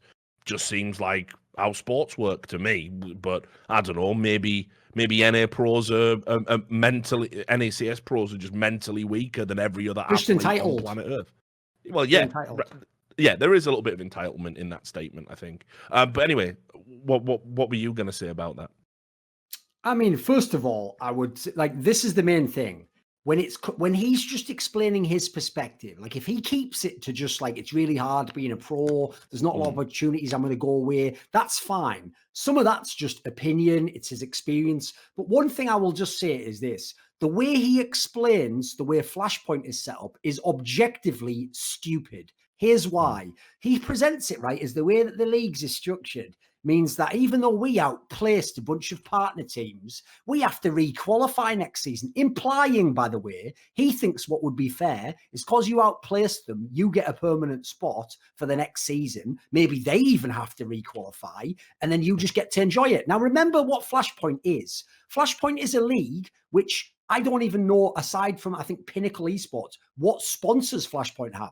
Flashpoint is a bunch of teams called the partner teams, by the way, follow me on this, mate, who put together millions of their own dollars. By the way, in that world, they have no obligation to invite you whatsoever. They could just say, you know what, I can't remember how many partner teams we had. Did we have 8 or something? They could have said, this is an 8-team league. We're going to play each other because fuck you, it's our money. We're literally paying for the prize money that we're about to play for. We're paying for the building, the lights, everything. We are Flashpoint. But instead what they did is say, well, we obviously want other talent as well, and we obviously want to showcase other people. So we'll actually make us an option where people can qualify and they can play in that league if they qualify. And you know what? They can win our prize money and they don't have to pay fucking dick to enter.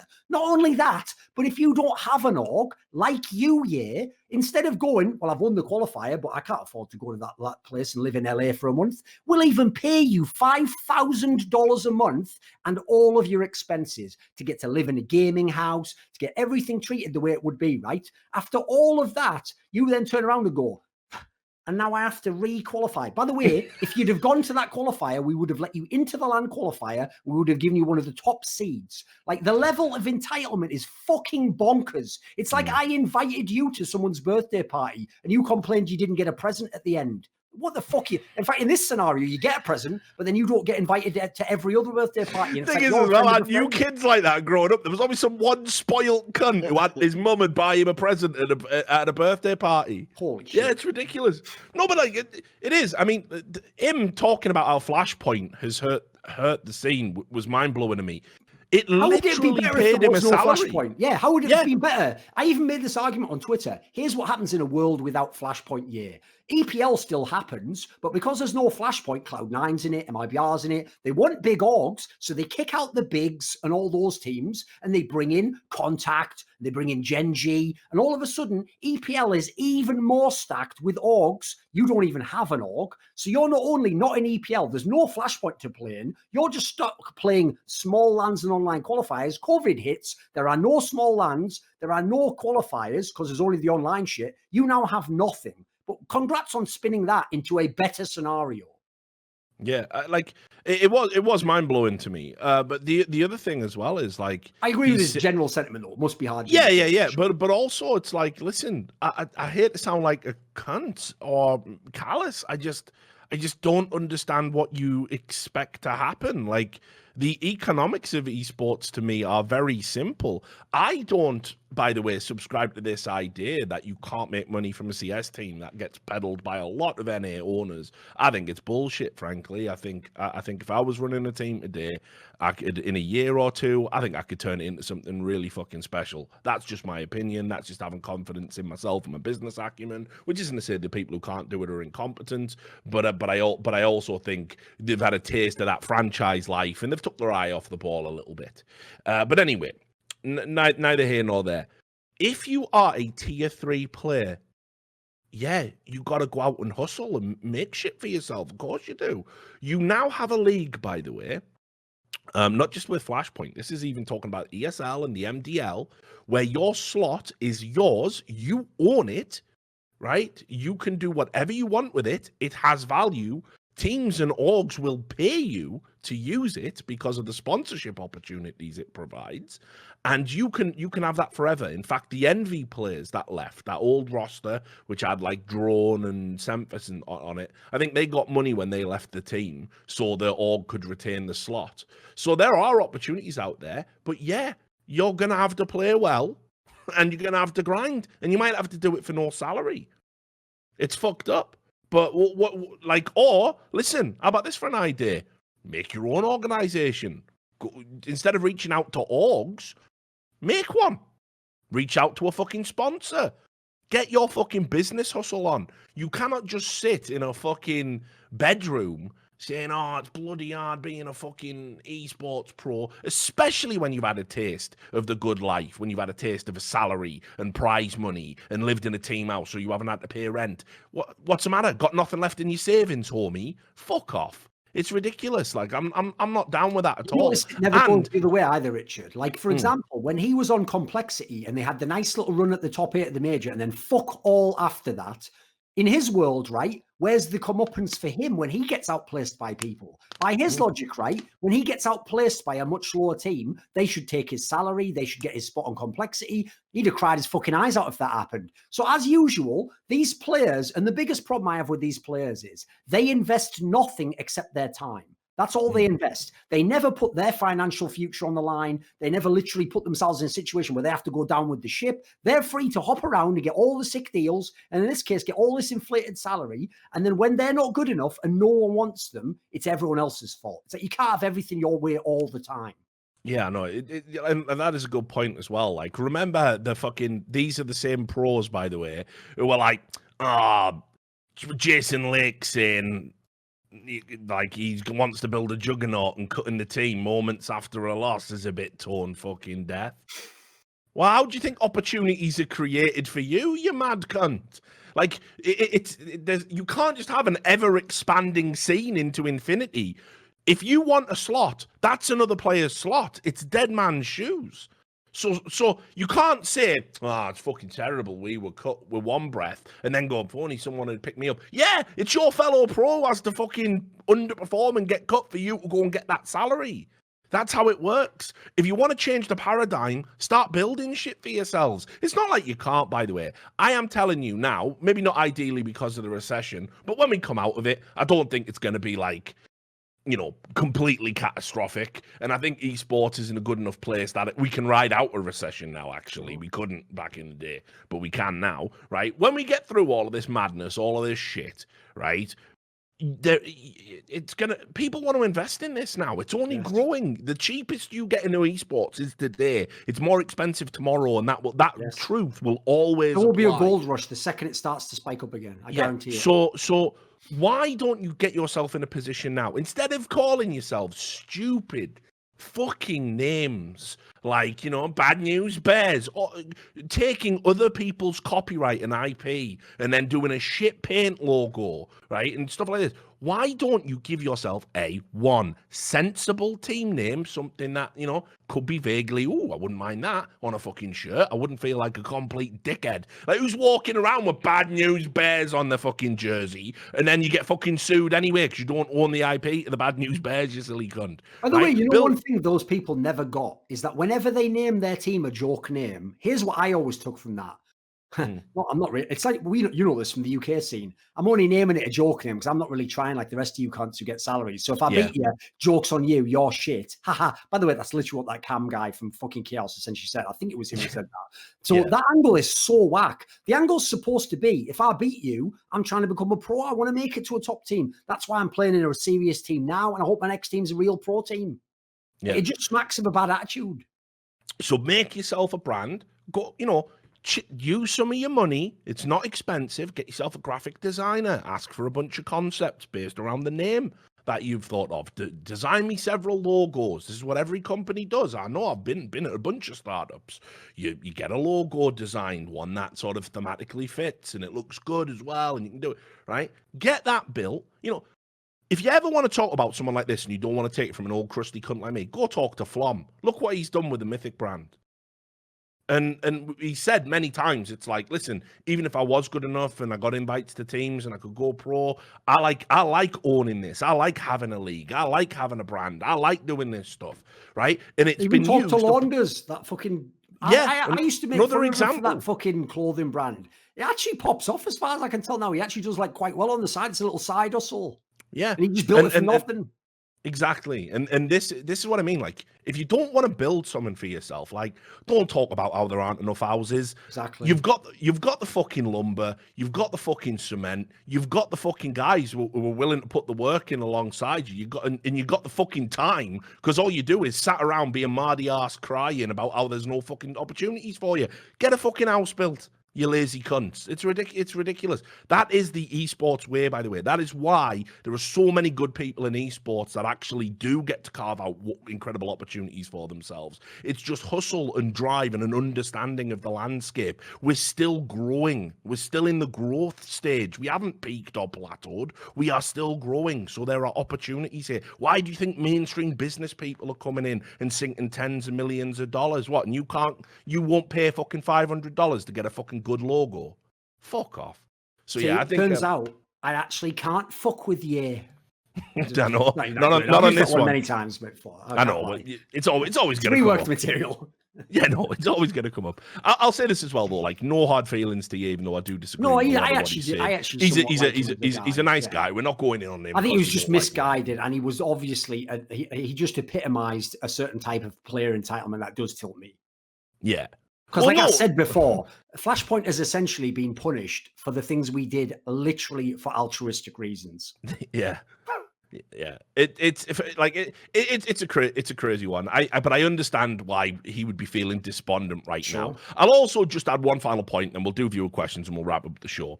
I'll add one final point. If you are a pro, a tier 3 ex-pro or semi-pro, I'm told I'm not allowed to use semi-pro as a word after Dick Stacey Gate, another unbelievable hate train thrown my way for no reason, where the hero of the story was a man who tried to sneak a drawing of a penis into a video game. It's all right. I'm always the villain. I don't give a fuck. But right, when you watch those players leave to go play another game, you should be rubbing your fucking hands. You should be rubbing your hands. They're the people who fight you for the opportunities you are likely to get. I'd pack their fucking bags for them. Oh, you have to play Valorant, are you? Fucking hell, FNS, you go. What's that, Wardell? Fucking hell. Brilliant. Because they're the type of people that were going to maybe get an opportunity, maybe get squeaked into one of these teams. They're gone now. Who's next on the fucking list? Who's next when you're going through the Rolodex of fucking, he's going to break through any day now. Six going to break through any day now. He's the next big thing any day now. It's going to be you. Just hang in the fucking pocket. You're going to get opportunities because these cunts aren't there to take them from you. They don't take the food out your mouth no more. Right. Let's do the questions. And just so you know, by the way, if you're watching this, we do have a Patreon. I never plug it. It's there, though. You can see it. There's always linked to in all the videos we do. And basically, if you pay $50 or more, I know I keep saying I'm going to rework the goals. I'm full of shit. I'm too busy. But if you pay $50 at the moment, you get to ask us a question and shape how the podcast goes. I'm going to probably throw in a few more. I think if you're giving 25, I know that's a lot of money, especially in a recession. You probably should be fucking rewarded in some way for that instead of just getting your name on a title screen. I don't know if that's enough. So I'll figure some shit out to do for y'all. But anyway, if you pay $50 or more at the moment, you get to ask a question. Reykjavik on Steam. Which pro has the highest peaks and the lowest troughs? Ooh. 'Cause Good the second fucking part of that question, makes it bro. interesting, doesn't it? Yeah, really good question, that is. What about Kenny S, maybe? He definitely went really low, yeah, for how good he's always been. Yeah, his base level was Well, ridiculous. because his peak is best player in the world, Sure. right? And his low is, who the fuck's this? Is he even on the server? He's got to be a good shout for it, I think. With that in mind, trying to think who else. Shocks. I'd maybe throw Fur in there because anytime he's on, Yeah. you're like, holy fuck, this guy should be the Takes best player in over the the game. server. Then when he's bad, he'll just be doing like 0.5 kills per round. What the fuck's going on here? That's why you keep thinking he's going to retire, but then he just comes back the next month. Yeah, he's possible. Shocks for me is one because he's like somebody who you can't. When Shocks is having a game, you can't believe the thing. He still has flashes now. He'll still win a clutch even every now and now. then, Keep even in in a mind, bad you know, game. That's mental. Yeah, keep in mind that cunt's knocking on the door to 30 now. He's been around a long time. He's just that he's a good looking himbo, isn't he? So people don't think about his age, but he's knocking on that door. But he's unbelievable still. He'll have that one map like in a week when he's playing a few series, or one map at a tournament where he's unstoppable. Oh, I've got one for you. This is a banger. Flamey. His peaks are mental, and then after that, he'll have like 2 months where he's just bad. Yeah, He can I'm trying to just think. so Do you off the remember boil. was that at E League, that fucking game where he dropped the most kills and a half on Mirage? Could have been. He set the record, I think. It got broken by who's that dog shit cunt, World Edit, I think, a little There you bit go. later. Okay. But he broke a record Could well anyway. believe it, yeah. Yeah, there you go. People are saying it was against QB Fire at Boston. So, but like that is as good a performance as any player's going to pull out their ass. Yeah. But yeah, when Flamey is bad, holy fucking shit, Na'Vi feel it. And I always felt as well like he could attain consistency if he was in the right environment. And I felt Zeus wasn't conducive to that, but he still hasn't found. Like, let's be real, like this Na'Vi team that we waxed lyrical about after Katowice. Well, I waxed lyrical about after Katowice. They've definitely been disappointing. Problem is With they the have caveat, problems it's all online. online. Yeah, I think exactly. they just have it's real all problems online. So I hope that answers your question. Next one, a new question asker rather. Coke and Pen. At the end of the last button, does that mean sure? Is this like a fucked up Google Translate thing? At the end of the last button, Richard said esports is built on a foundation of lies and deceit. Is there a way to fix it, or is it too late? Will it just remain like that in perpetuity? Well, listen, I think when you tune into this show every week, you see that the lies and deceit don't go anywhere. I mean, think about the topics we've talked about today. You've got we open up talking about one of the premier CSGO organizations having potentially colluded with one of the premier tournament organizers to add value to both of their businesses through business practices that also essentially treat players like assets for extra value. So I don't know. I mean, that's and no one's gonna people are gonna say it's all one big coincidence and gaslight the fuck out of you. So yeah, listen, there's no fixing it. No one wants to fix it. What you have to remember is as well, like, and I've never been deluded about this, like some people think I am. I understand all businesses work this way. Yeah, this is the way the whole world works. That's been my I know depressing this is how it epiphany about works. esports. Every single thing I thought was fucked up in esports, I used to think because we were too small, I go to the higher level and it's even worse.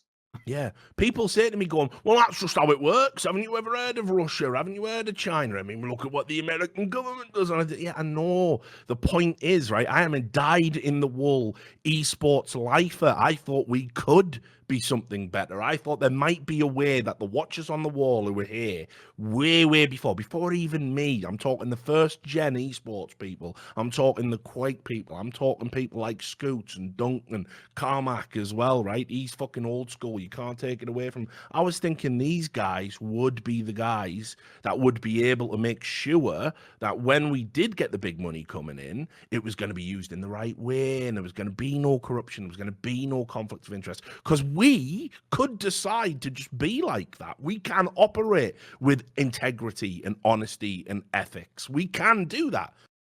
No one's interested because it makes too much money to be a cunt, to lie, to fucking cheat, to steal, to defraud. There's too much money in it.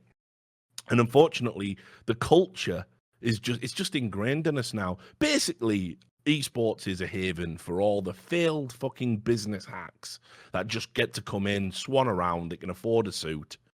And we're the sports version of cryptocurrency.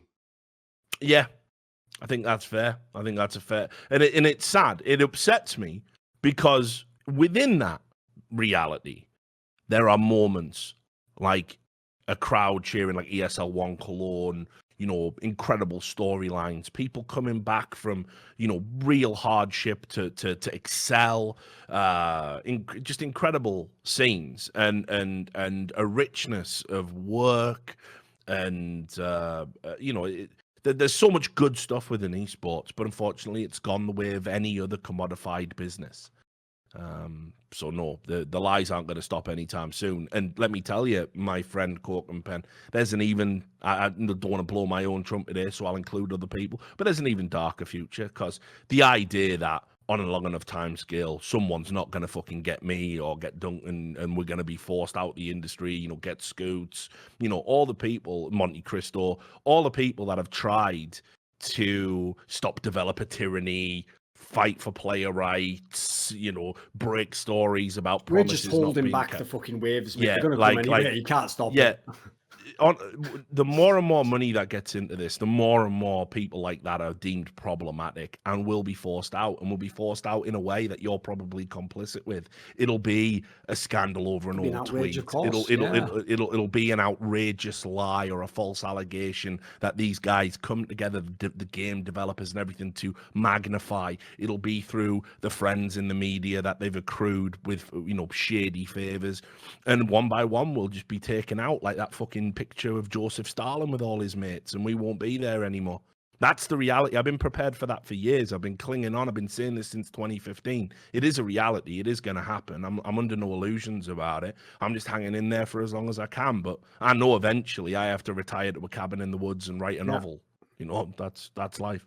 But Pounder 420, who'd win in a fight, you or Thorin with a knife? Why does Thorin? First of all, why does Thorin need the knife? Like, I mean, I respect my opponent. Thorin does BJJ, so I reckon he could probably. I don't do it nowadays, but I did for a while, yeah. Yeah, so like I never got deep into that life. Like, I'm not very good rolling around on a mat. Like, I can put you in a headlock, I can put you in a chokehold. There's probably people in esports you can ask about that. I can put you in an armbar or something like that. I know a few submissions, but in reality, I'm a Kimbo Slice kind of guy. I'll just keep running at you and throw haymakers, and hopefully my chin's stronger than your fucking chin. So I'm not a very sophisticated fighter. So I wouldn't be, you know, adverse to the idea that Duncan could probably do some fucking, you know. I'd say the thing with this question is you should have set it up better. Like, if you haven't noticed, believe it or not, this might blow people's minds who are stupid. We're not particularly violent people. Like, actually, the amount of cunts who've said shit to me, and I've let them fucking give me the handshake and go, yeah, guess we'll just have to forget it, when I'm just thinking I should fucking smash this guy's head in. But I go, don't do that. We're not going to do that. We're just going to we're polite society now. We're not in Borough anymore. We're just going to let it all slide, because that's apparently what you do. Like, generally, I don't want to get in. So to me, the real question would be, what would be like the impetus? Because to me, how hard you go is, I'd have to be really fired up if I want to beat someone up. There'd have to be some really good reasons. So in that scenario, that's what would really determine how hard people go, in my opinion. Not the sort of people who just fight over nothing. That's not really the angle, I don't think. I'm not even. What about for a mil? For a what? Like for $1 million. Oh, right. So now we're like funding it. Yeah. So, mate, there's nothing Duncan wouldn't do for $1 million. Not funding it with anger, but we're funding it with he'd fight a toddler for $1 million. Like, on telly, he wouldn't give a fuck. Tell you what, I'd fucking dust him off as well. I'd be giving him that fucking job working. He'd never get close to me. Like a fucking speedball. Like, then when the ref's like looking away, I'd fucking hit him with that liver shot as well. Like, that's right, down you go. That fucking milk formula's not that nice now, is it? Bunk, bink, and a bunk, yeah. If anyone hasn't seen it, go watch Bas Rutten's fucking self-defense. No, it's videos. unreal. It's too They're good, isn't it? amazing. It's unbelievable. And just to echo that, yeah, I mean, listen, as I've got older as well, I'm less like highly strung, and I'm not. The idea of even hurting someone physically doesn't really appeal to me. Even with the worst cunts, like, you know, it's like, obviously, you know, the reflexes are still there if they need to be, but over time, I think even if you've especially if you've come up and you've had to literally fight for stuff, you get comfortable. You and mellow, before you- don't you? Exactly. Yeah. You just fuck this. I don't need to do it. So why would I keep those old instincts alive? There's no point. But yeah, but you know, listen, I'll For a mill, though. say Duncan. Oh, different for a mill. I go into a boot camp. No, it's the other thing as well. I tell you what, right? I couldn't believe these cunts who were talking about, like, first of all, I don't think you should come back, but there was cunts talking saying, if Mike Tyson does a comeback fight, it will be an embarrassment to the sport of boxing. The same promoters that are putting cunts like Logan Paul and KSI in a ring, which is a way bigger insult. A way bit, and them going, well, this is good for the sport because it gives more eyeballs on the sport. There would be no bigger set of eyeballs than watching Mike Tyson get back in the ring. I hope he doesn't do it. Mate, because... did you see his return video though? He still looks like he can take anyone's head off, mate. He'll sleep. It will be sad if you By the actually way, Mike Tyson those get KO'd, those of course. KSI versus Logan Paul fights are the ones that they're another one of those moments where I have to do a reality check and check I'm not in a fucking fever dream. Like, I can't believe people are loving that shit and buying the pay-per-view. Like, No, but I hate all that stuff now. It's like celebrity boxing, because there's somebody that's obviously used to box and just somebody who loathes celebrity culture anyway. It's like, you know, it's a collision of everything that I think's disgusting. Like, anybody that's fucking watching those fights, like, honestly, it's such an insult to the athletes. Boxing's in a bad way, so I understand you probably do have to have these stupid fights and whatnot, but grow the fuck up. It's not like there's not, like, good fighters out there that aren't doing good things for the sport. Like, think about Tyson Fury, stuff like that. Like, so anyway, yeah, but I hope Mike Tyson doesn't come back and do that fight, because I love where Mike Tyson's at as a person right now. oh, his podcasts and shit. There's shit, aren't they? And I've said this before, and I'll say it again, because people who watch my stream know I love Mike Tyson deeply. He's one of my fucking sporting idols. He has been, his life will be studied after he is dead. Is like, literally, how can everything go wrong to destroy somebody that could have, like, had it all? And I'm not saying he didn't make bad decisions, but I believe he was the victim of one of the biggest miscarriages of justice in the American legal system with his conviction. He didn't get a credible defense. It should have been thrown out. And that's before we even start breaking down the evidence. And he was a highly talented young athlete that basically his one mentor, the one person that treated him with any altruistic outlook in Kuz D'Amato, died, and then he was just fucking chum in the water for all the greedy fucking grasping cunts. Mike Tyson's story is one of the reasons why I wanted to do what I've been doing in esports, because it's such a heartbreaking story. So I hope he doesn't come back. I like where he's at now with his podcast, how he's chilled, how he's dealt with the grief of losing a child, which is unbearable. He doesn't need to get back in the ring, and he's got nothing to prove. Greatest of all time. Fuck Ali fans. Right. Jace. It says, this is the Danish shit Sunday, and it seems to all be caused by Nicola Nyholm. 1, Astralis brand CS team with 7 players and a coach. 1 cut of the blast. 1 pussy whipped cream that is the CS PPA. I never thought I'd say the word pussy whipped cream on a stream. Probably should have made the cream something else, maybe. I don't know, Jace, but fair fucks. He is like my head moderator on my Discord. I love you dearly. Why is Danish influence so fucking toxic at the moment for the CS scene? I mean, yeah, honestly, when you start looking at what's happened with the CS PPA as well, especially in how it's become a strange, toothless organization that doesn't want to speak up on matters of conflict of interest, which obviously affect their players, don't take votes from lesser members, but every time fucking, Device wants a holiday, they'll perk up and talk about it. I think, honestly, ever since we've had the Astralis group and Refresh come into the scene, it has been toxic, frankly, and it's a shame, because it's produced some of the most talented players and best teams we've ever had in the space. I mean, I would just say, overall, I think it is more specifically Nicola Nyholm and some of his circle than just like all Danish people, because like obviously the Danish players are fucking brilliant.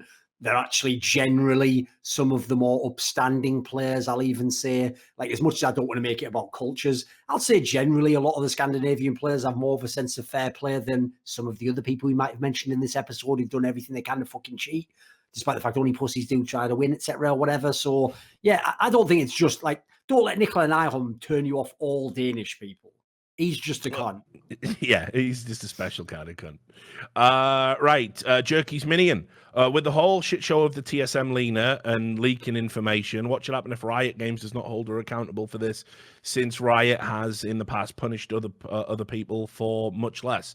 Thanks, by the way, for the donation. Yeah. I missed it. I mean, for me, I think we're at the point where Riot definitely at least have to conduct some investigation, even if it's just to say they did one and nothing. Yeah, and nothing comes of it, because when you look at the TSM influence over the league, TSM influence over the player union, how TSM have handled it themselves, which is literally sorry, not sorry in all of their statements, and provably lied about it, which includes a very weird lie about her role within the team. I mean, it just comes down to this, by the way. If she doesn't have anything to do with the roster moves in League of Legends, as Reginald claims, and she herself has said she does many, many times in the past, even recently, why is she talking about Dardoch on the phone in the first place? Simple as that, right? Why would she ever need to talk about it? What if she has nothing to do with League of Legends? Why would she say it's not my fault? It's not my fault, exactly. Why would it be? You don't work in that department. Yeah. Why would you even say that? So these are provable lies, and unfortunately, that means that I think Riot have to conduct an investigation, because it's not something that's going to police itself. Now, I've gotten zero confidence Riot would ever take a punitive measure against TSM in the same way it would against a Renegades, for example, or a lesser team. But we have to. A precedent set, they won't do it. Yeah, but that being said, I think for the sake of propriety, they have to at least have the illusion of having done something. Personally, I think this is one of those situations where if we lived in a fair world, it would sort of have some parallels to the iBuyPower thing, in the sense that iBuyPower, the only reason they ended up with lifetime bans is because they didn't want to admit what they did and take the ban from It's the lying that is the worst part about exactly. It would never have gone to Valve if you hadn't have kept lying and people hadn't have kept digging and accruing more evidence. You would never have took a lifetime ban. You would have been banned for 1 year, by the way, it was the penalty, from a shitty league that you probably had no interest in playing in long term anyway.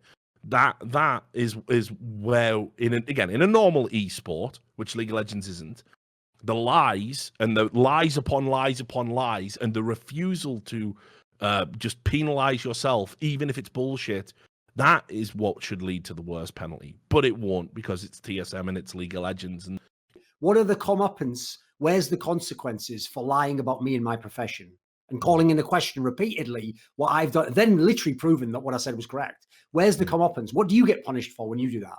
Nothing. So again, that's the problem with the whole scene, is the precedent you set. You're basically incentivizing people to gamble, to fuck with people like my career, who are journalists, and the consequences, if you're wrong, just fine. You get nothing happens to you. The journalist gets the prize of just doing his job again for another day. Yeah. Victory. Smells like victory. Thanks. I hope that answers your question, Joe, and thanks for your constant patronage down the years. Alice the Alchemist, another one of my mods.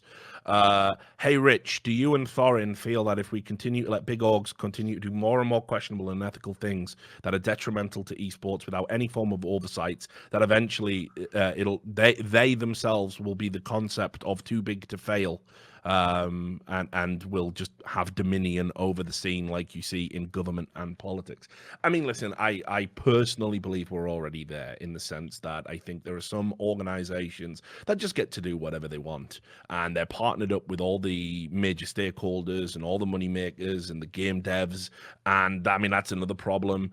Game devs get to do what they want with their game. We've all just somehow blindly accepted that intellectual property is one thing. I don't understand why that means you get to control an entire ecosystem. And I've never seen a good explanation for it other than, well, we make the game so we can decide who, there needs to be hopefully in the next 5 years, we have some sort of legal action where it proves that just by virtue of having made a game, you do not get to tell which people can create leagues and Yeah. competitions for it. That would absolutely free esports and take us to the next level. Now, whether or not that happened, whether or not there was a legal ground for that, but this idea of being gifted and licensed the right to host a tournament for a game, it's a very new thing. In esports, you just ran tournaments. No one gave a like in early. There would be esports, no esports if you'd have Yeah. had to pay for a license from day one. There wouldn't be. Exactly. If you had to work with developers to run tournaments, we're not here today. Like the scene couldn't have existed. But anyway, to answer your question, Alice, there are some organizations, unfortunately, that do just get to swagger around with the big money dick. They're cozied up with the devs, and they get to do whatever the fuck they want, and will never be held accountable. To following on from the last question, I can't tell you how many orgs have lied about me down the years, and sometimes they've been repeat offenders, and they've lied about stories I've broken, even Riot Games. I mean, remember, I think of all the investigative work I've done that have enabled Riot Games to make decisions that essentially protect their businesses, their business interests, and yet I'm persona non grata. They don't even fucking acknowledge me. They don't even acknowledge where the information came from while publicly discussing the information. Right, so yeah, there are organizations that just get to do whatever they want, and they've built up a fan base. So if you even try and go against the grain with them, look at my Twitter feed the last 2 days. Go check it out. It's fucking insane.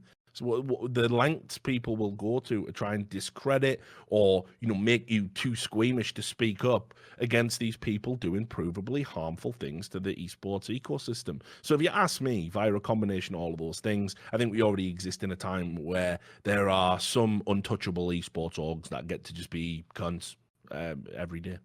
I'll give you like kind of a reason as to why people would let them do that. And this is the reason.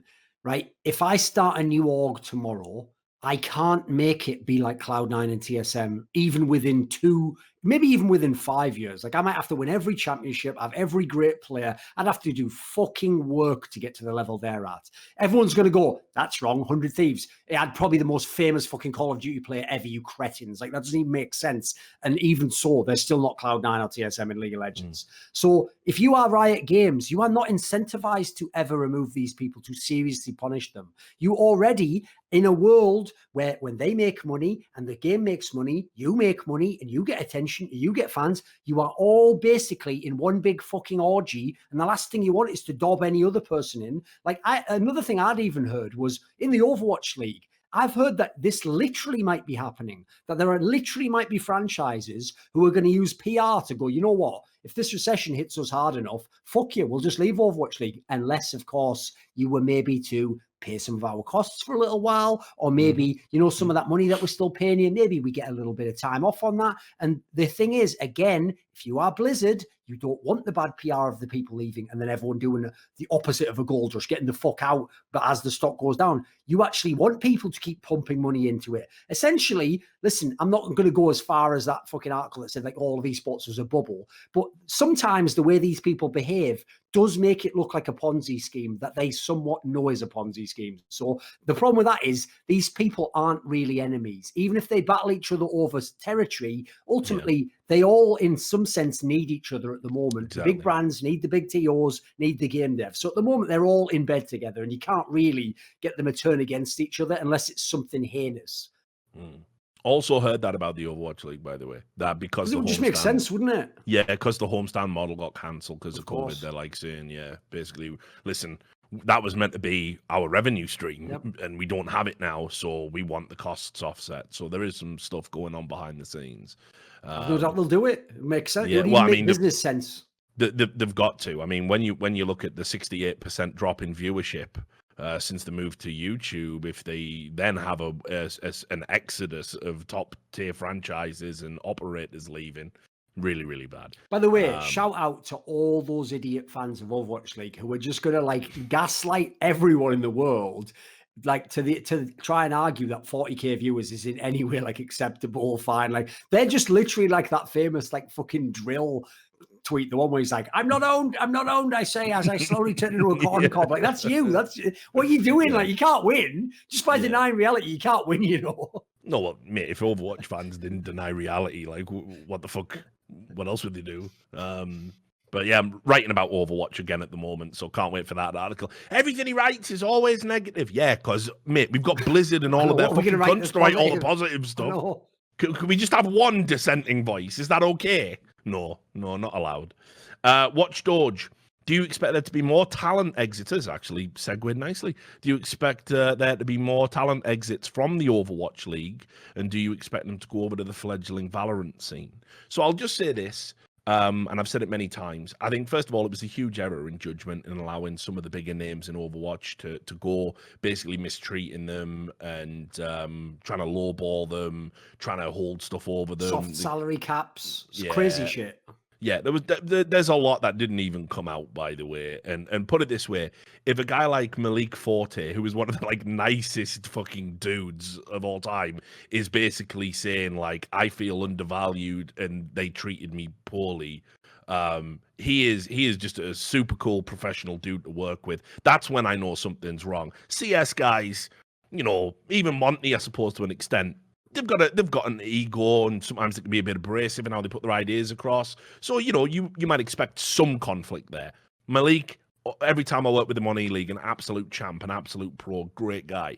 So if he's saying it's bad, it's bad. The end. But the good news is, right, they've got people there now who I think are doing a bang up job. They've got some unbelievably talented people over there still. But the problem you've got is that, like we talked about earlier, passion will only fuel the engine so far. At some point, you will be thinking to yourself, I am the face and voice of a failing esport, and there is a big one over there, and I can go in on a high. Think about Monty. When Monty went out of League of Legends to go to Overwatch, it wasn't that like no one listens to Monty anymore. It wasn't like some desperate throw of the dice. It was a kingmaker move for the league. They were bringing in top tier fucking talent. They were so blown away by the coup of having brought in Monty and Doa. They put out press releases saying before they'd even signed teams, they announced those guys because that was the legitimacy they needed. And I'm sure that was commensurate in the money Monty got for an amazing deal. Yeah, and rightly fucking so. So, but what you've got now, unfortunately, is you've got a bunch of very talented people who love Overwatch over there, who maybe aren't household names, but they do great fucking work. They've got some criminally underused talent. I think Sui especially is like one of the most versatile, like like criminally underused. Yes. And if I was them, I would be looking over at Valorant and thinking, I'm prime here to get my foot in the door with Riot. I've already proved I can work on a cartoony, family-friendly shooter within those set parameters. And Riot Games are going to be looking for people like that in the same way that Overwatch was looking for people like that. I think that I don't know if it'll be an exodus. I think one or two more. There was a couple of people who literally were on the door of leaving Overwatch League, and I won't say who.